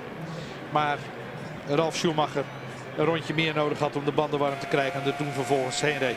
Dan het moment waarop Zonta tegen de achterkant van Räikkönen aanrijdt. En Villeneuve zijn auto neerzet met een versnellingsbakprobleem. Panis die binnenkomt, ook zijn auto aan de kant moet zetten. En hier Ralf die wederom probeert om Michael voorbij te gaan. De pitstop van Coulthard. Nog een keer Michael die bedreigd wordt door Ralf. Maar Michael die dan de pitstraat ingaat. Ralf die van de gelegenheid gebruik maakt om 5 ronden lang weg te lopen. En daar een seconde of 5 mee te winnen. Dan zijn pitstop waaruit bleek dat hij de goede strategie had gehad. Hij lag ruim 5 seconden voor op zijn broer. Zijn broer die nog probeerde om hem bij te houden. Het niet lukte en hem dan uiteindelijk laat gaan. En Mika Häkkinen die vanuit het middenveld terugkomt naar de derde plaats. En dat heel goed doet. Een terugvallende Trulli. Het bord en dan Jos Verstappen. U ziet het hier nog een keer. Die eerst al remproblemen had. En hier nog zo'n groot remprobleem heeft dat hij 3 ronden voor het einde helaas in de grindbak terechtkomt. 1 wereldkampioenschappunt weg moet geven. En de zeer sympathieke winnaar Ralf Schumacher van de Grand Prix van Canada. De tweede van dit jaar voor Ralf Schumacher. Een snelle Grand Prix gereden in 1 uur en 34 minuten. Michael Schumacher tevreden moet zijn met de 6 behaalde punten. En Mika Häkkinen die tevreden is omdat hij weer eens op het erepodium staat. En het goede moment weer gevonden heeft. De 2 broers die elkaar omhelzen. Michael misschien toch wat zuurder is dat hij geen eerste Jean Alesi die zijn helm weggooit. En een fan die daar heel blij mee is. En Ralf Schumacher die vervolgens een enorme champagne douche krijgt. Het team wat daar enthousiast over is. Ralf Schumacher dus 1, Michael 2 en Mika Häkkinen 3. En dat was de Grand Prix van Canada. Tom, nog iets aan te vullen? Helemaal niks. Grandioze race. Dan hier nog in beeld het kampioenschap. 58 punten voor Schumacher, 40 voor Coulthard, Barrichello 24 en heel dicht genaderd Ralf Schumacher. Dat zijn de 4 die nog enigszins meedoen. Alhoewel het dit jaar absoluut toch moeilijk zal zijn om Schumacher te benaderen. Vrolijkheid ook in het kamp van Prost. Die 2 punten hebben. Jean Alesi die misschien wel net zo blij is met deze 5e plaats als hij ooit was met zijn overwinning hier in Canada. En hij is in ieder geval tevreden. Ja, over 2 weken de Grand Prix van Europa, zo heet hij, op de Nürburgring.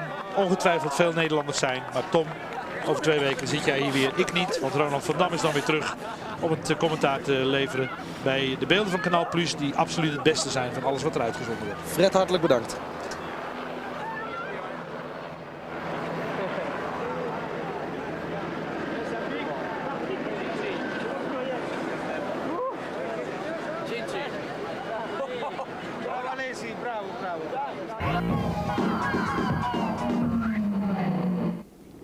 And welcome back to Montreal. Let me just confirm the result for you of the Canadian Grand Prix. Ralf Schumacher 10 out of 10. Michael Schumacher in 2nd place. Mika Häkkinen up on the podium with 4 points. Excellent drive again from Räikkönen, the veteran Alesi there in 5th. And De La Rosa making his point for Jaguar.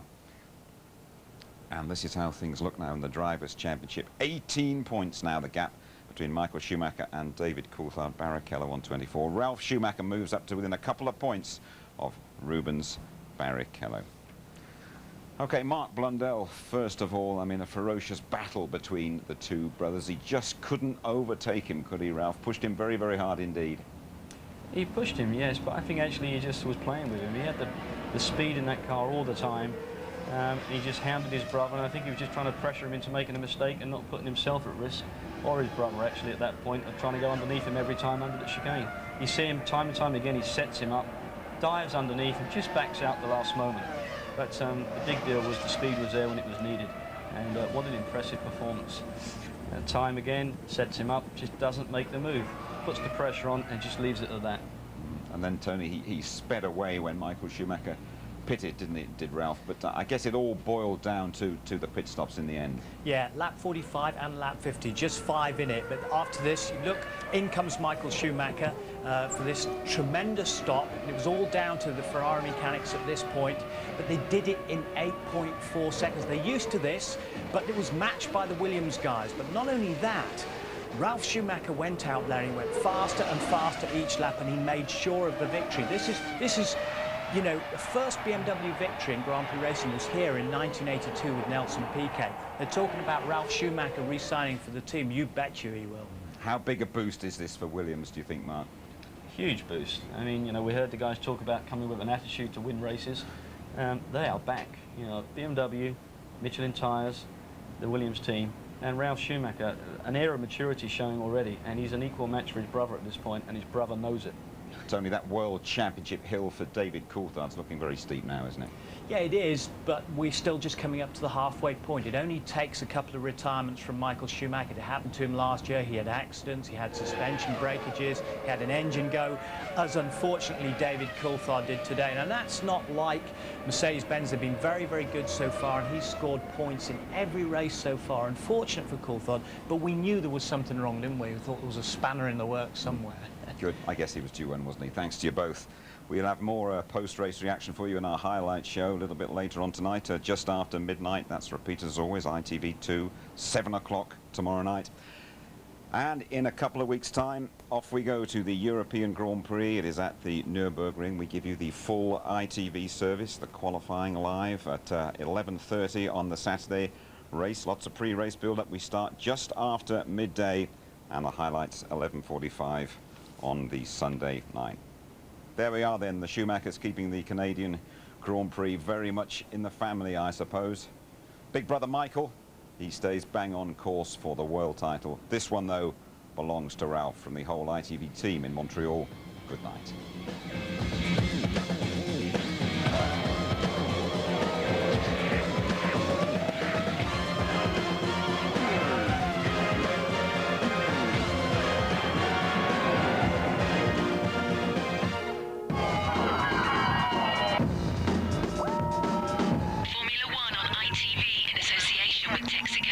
Red Flintstone car wasn't set up, so I couldn't get my feet out to paddle on the floor. Martin Brundle said that could perhaps be your championship hopes going up in smoke. Do you see it that way? No, absolutely not. I'm not. I haven't been looking at the points, and I won't be until someone says you can't win the championship anymore. You know, until then, I believe I can, and I'm going to be working towards it. David. Yeah, Ralph helps. David, talking about Ralph, do you think he's a real rival for the championship now? I think that he's had the opportunity to win races all year, as he's shown, and I think that obviously this circuit suited him very well, and as we know that in Monza and Hockenheim they could be two good circuits for him as well. So yes, I think that they are strong, but I still think that Ferrari are still the strongest challengers to ourselves. 18 points behind Michael, is it too much, or is it? Can you reach it? No, you can still reach that. What will you do to relax now? We heard that you come to Le Mans with your manager next week to Le Mans. Yeah, I go to Le Mans to watch Martin and support him for a change, and just enjoy the atmosphere of going to a race, to be a spectator for a change. Thank you.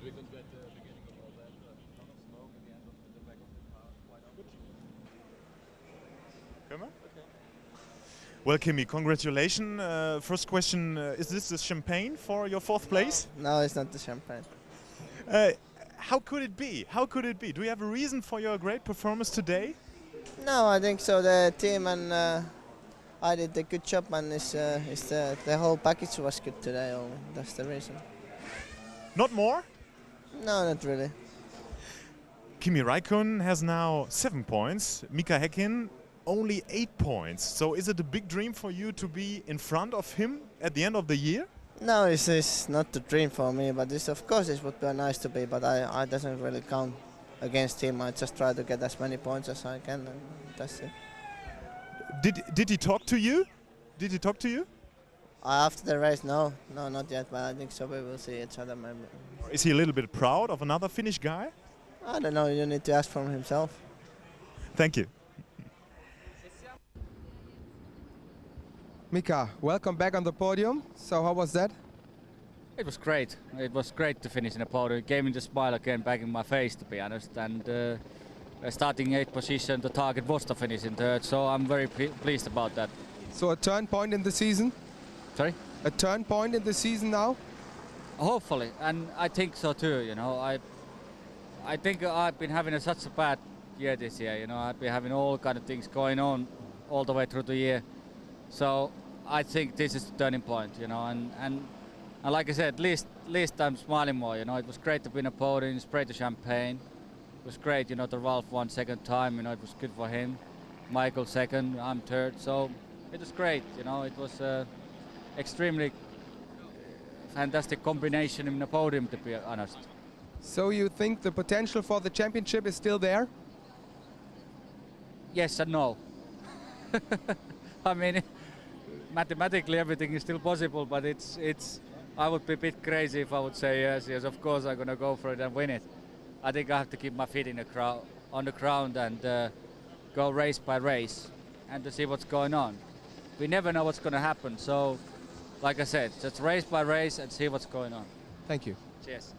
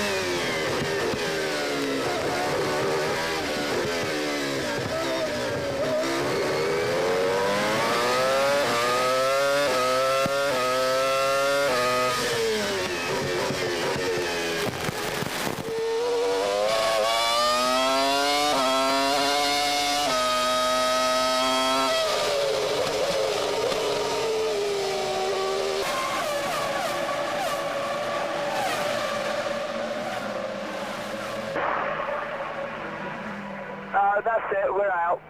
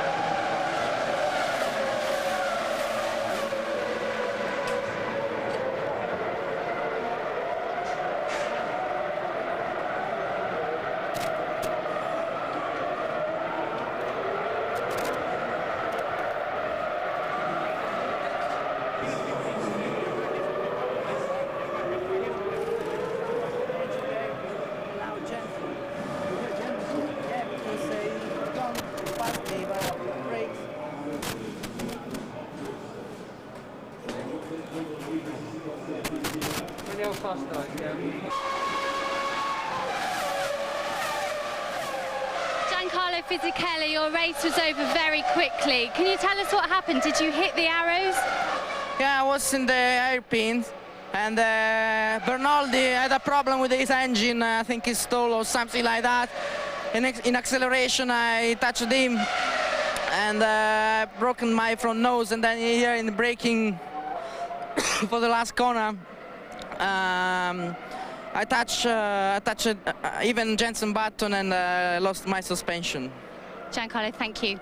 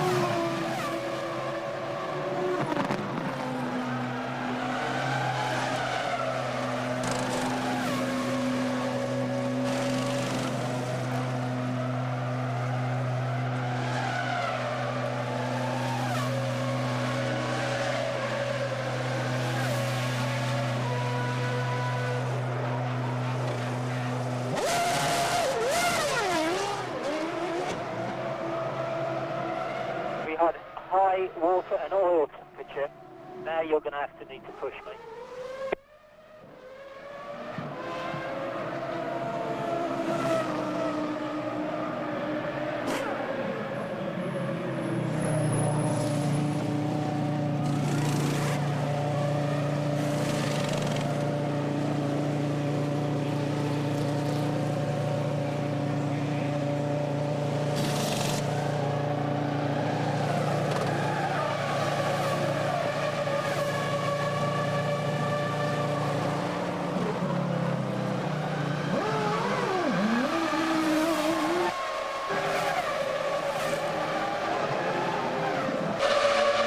Nick Heidfeld, very short race for you. What happened there with Eddie Irvine? Well, he tried to overtake me, but he wasn't really close enough and just drove into my back. So 100% his fault, yeah? Yeah. Thanks, Nick.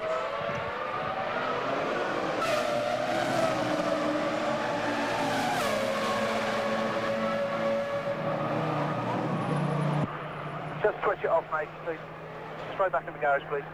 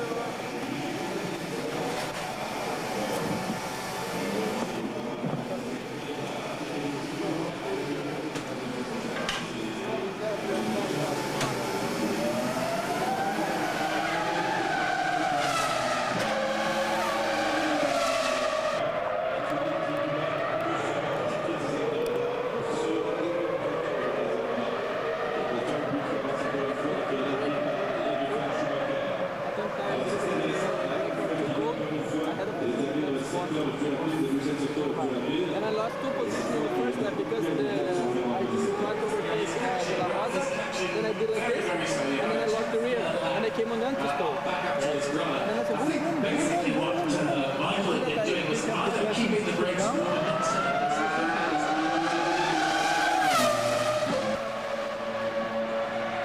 Enrique Bernoldi, very short race. What took you out of it?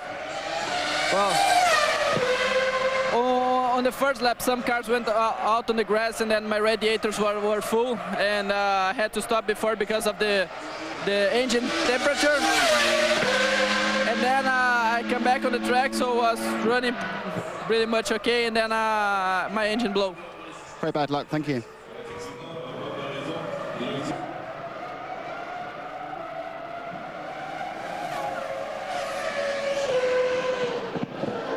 Jack Villeneuve, very bad luck, just parked the car. What was the problem?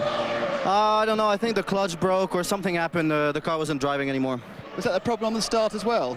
No, at the start just the anti-stall kicked in. Very, very hard weekend. Very bad luck, it's always in Canada, hard luck.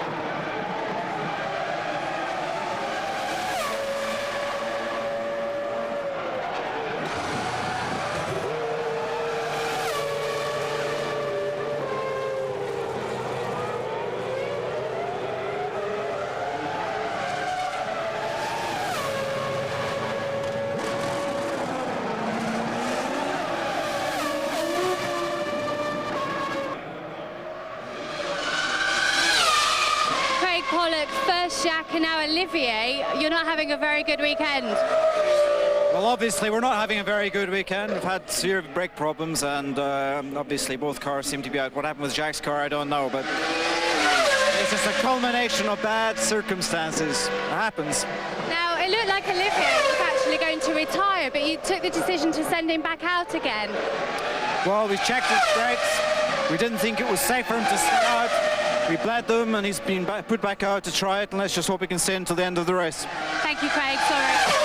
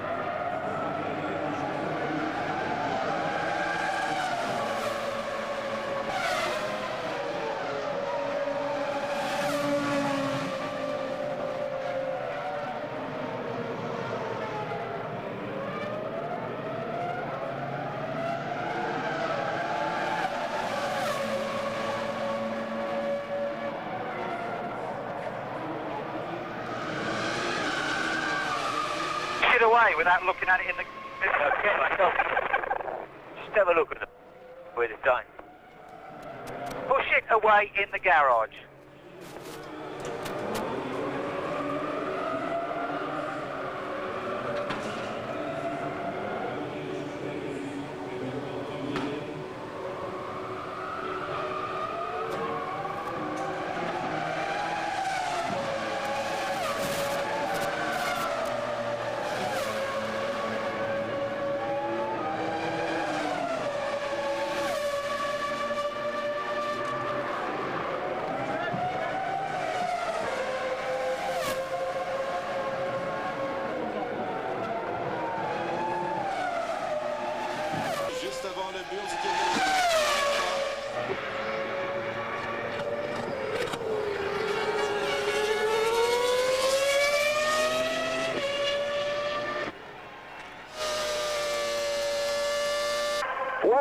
Well done, mate. Pick up loads of rubber. Well done. Thank you very much. It was just unbelievable. I mean, the car was so great. Thank you very much.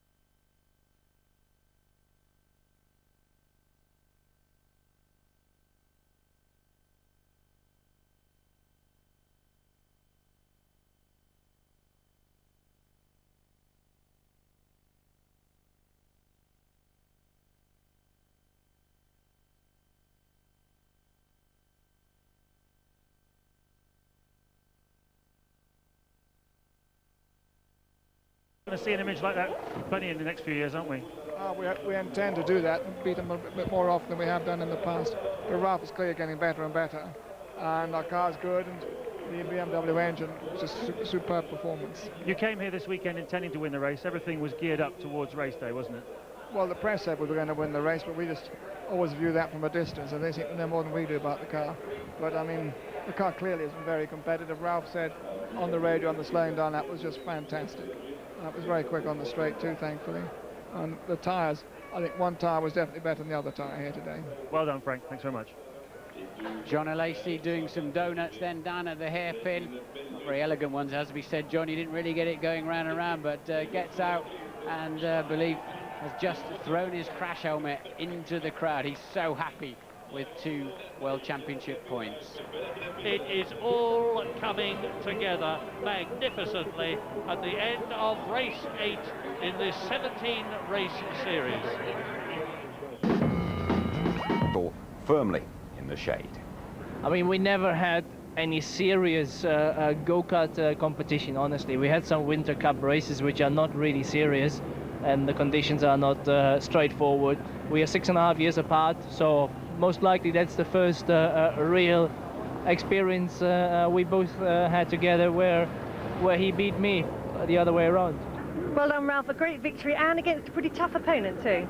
Yeah, I mean, it was a great race, but I think today we were simply the stronger team and we had the better strategy, and that's why I knew from the beginning on that they couldn't win it against us if anything went well. So I just tried a couple of times to attack him and thought it was not possible to overtake him, so I backed off and waited for my time. I have achieved a lot already in Formula One. From my point of view, it is very easy to be relaxed. Whenever my brother does well, whenever he beats me, I'm quite happy if at least there's a Schumacher up front, whichever. That was our target, to be third, basically. You know, starting 8th position, and we knew if the tactics go like we wanted to go, and the speed of the car it is what it should be, I should finish third. So it worked out 100%. Must be nice to be back up there. It's been a while, hasn't it? Yeah, fantastic. Only problem is you get covered by champagne. That's the only negative thing. Yeah, we had a suspension problem on the lap going to the grid, which I was able to explain to the team because I found a loose part on the car, and they gave me the option of whether I wanted to come in or not, and I felt that I wanted to see how the car was performing, and although it wasn't quick, it still seemed to me like it was predictable, and I just wanted to try and hold in there and at least pick up a couple of points, but obviously the engine problem late in the race put paid to that. It was an engine problem, was it? Because the team didn't seem to be quite sure at first. Lots of smoke out the back of the car. I don't think there's any doubt. No, that was definitely an engine problem at the end. You know, I guess something could have caused it, but you know, at the end of the day, it stopped making noises out the back, and my Fred Flintstone car wasn't set up, so I couldn't get my feet out to paddle on the floor. So Ralph, #1 in the Schumacher household. Still 6 more points for Michael. Hackinen's best result of the year. The impressive Raikkonen is 4th. Alesi, a delighted 5th for Prost. De La Rosa opening his Jaguar account. Michael Schumacher with an 18-point lead over David Coulthard going into the second half of the season. That's Coulthard's first blank. Ralf Schumacher within 2 points of Barrichello, level pegging Heidfeld and Hakkinen. And Ferrari a massive 34 points clear now of McLaren in the constructors. Williams clearly best of the rest. Sauber above Jordan and BAR. Okay, Mark Blundell, there was that real battle between the Schumachers. Did you ever get the impression that Ralf was going to overtake Michael? Not for me. I think Ralf was just playing with him. I think the situation really showed here. Ralf comes down the inside of Michael, shows his nose, lets him know he's there, but doesn't really put himself at risk or put Michael at risk at any one point. And time again we saw it during the race. Again, sets him up, slipstreams, slips down the inside, gets right down by the beginning of his side pod, lets him know he's there again, just backs off and takes it easy. He knew he had the performance in his car. He knew it was only going to be a matter of time before Michael had to go in, and then stunning laps he put in and broke the mould. Absolutely, Tony. He did race away, didn't he? 3 or 4 very, very quick laps when Michael did pit, but it all boiled down to some very important works from the Williams pit crew. Yeah, Carl Gaydon, the chief mechanic, and his crew, superb job. Ralph stayed out there for those 5 laps, and he got clear, as Mark said, reducing the lap time each lap that he went around brilliantly. But then the Williams boys, under pressure, did it all. 8.4 seconds, a matched Ferrari. And where's Michael Schumacher? Not to be seen at this moment. Ralph out to lead the Grand Prix and to go on to win his 2nd Grand Prix of the year. And this is where BMW had their first win in 1982. Very impressive from them and from Michelin too. We spoke before the race about the incidents that tend to occur here in Canada. Montreal didn't disappoint us, did it? No, it didn't. We've had an average of 8 finishes, 9 finishes, 94, 95. Now look at this button caught behind Bernaldi as he slowed inexplicably and into the path of his teammate Fisichella, deranging his right front suspension and sending him straight conveniently into the pits. And then inexplicably here, Rubens Barrichello spinning, and we know not why, whether it was debris, whether it was dust, a gust of wind, or the traction control failing. Frank Williams will not be happy with this. 4 driver failures, now the 5th one there from Juan Pablo Montoya, and brakes failing for Jos Verstappen when he was in sight of 1 championship point. Mark, I'd like to talk to you about David Coulthard. He was so keen to impress here. He's ended up with nothing. No, I think you're quite right, and a crying shame for him. But, you know, an engine blow like this, just towards the end of the race, you know, not going to collect any points, and that's going to be a real big deal come the end of the season. These points are critical for DC trying to win this World Championship, and these issues like this, they're not going to help. All the rows about Adrian Newey, despite Häkkönen's points. McLaren were never really on it this weekend, were they? Didn't look impressive at all. Ferrari certainly looked very impressive. Williams BMW team came out of nowhere and really stuck it up. I mean, unbelievable. Two drivers at the different end of the Formula One scale, young Raikkonen and the experienced Alesi caught your eye today. So impressive. This Kimi Raikkonen has come out of nowhere. He's got hardly a handful of races under his belt, but like a young guy with an old head on his shoulders. And Jean Alesi, the old hand, doing a great job as well, collecting another 2 points for the Prost team. Tried to do a couple of donuts like he did in Monte Carlo, but you know, a little bit more smoke and a bit more excitement from Jean. It's great to see a character like him enjoying himself. But again, Raikkonen, Alesi, very impressive. Great enjoyment there for John Alesi's 192nd race in Formula One. Tony, how important is this one for Ralf Schumacher and for Williams? Very important breakthrough because, you know, out of the 14 starts, they only had 3 finishes up to today, and one of those was the win in San Marino. But now we've got some great tracks up and coming for them. It's the power of the BMW and the combination of the chassis. But the important thing is they're taking points off of Ferrari and keeping McLaren back from winning the points they need to challenge Ferrari with. So they're really sort of the fly in the ointment. Okay, thanks to you both. Let me just tell you, a couple of weeks' time, off we go to the Nürburgring for the European Grand Prix, the full ITV F1 service throughout the weekend. Qualifying live 11:30 on the Saturday. Join us pre-race, nearly an hour before the race, just after midday, and highlights at 11:45. So we have seen the Schumacher show here in Canada. For once, young Ralf has put one over big brother Michael. Next, it's a home fixture for them. Good night.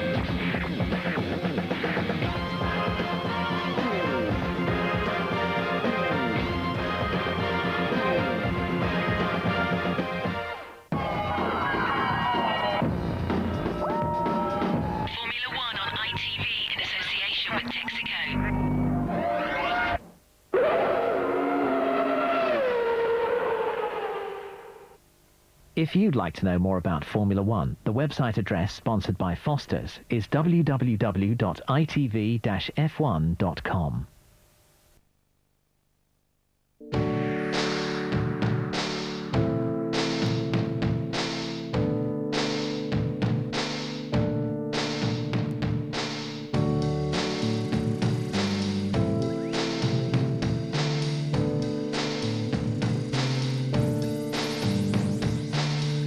In erster Linie möchte ich mal ankommen und dann schauen wir, was dabei rauskommt.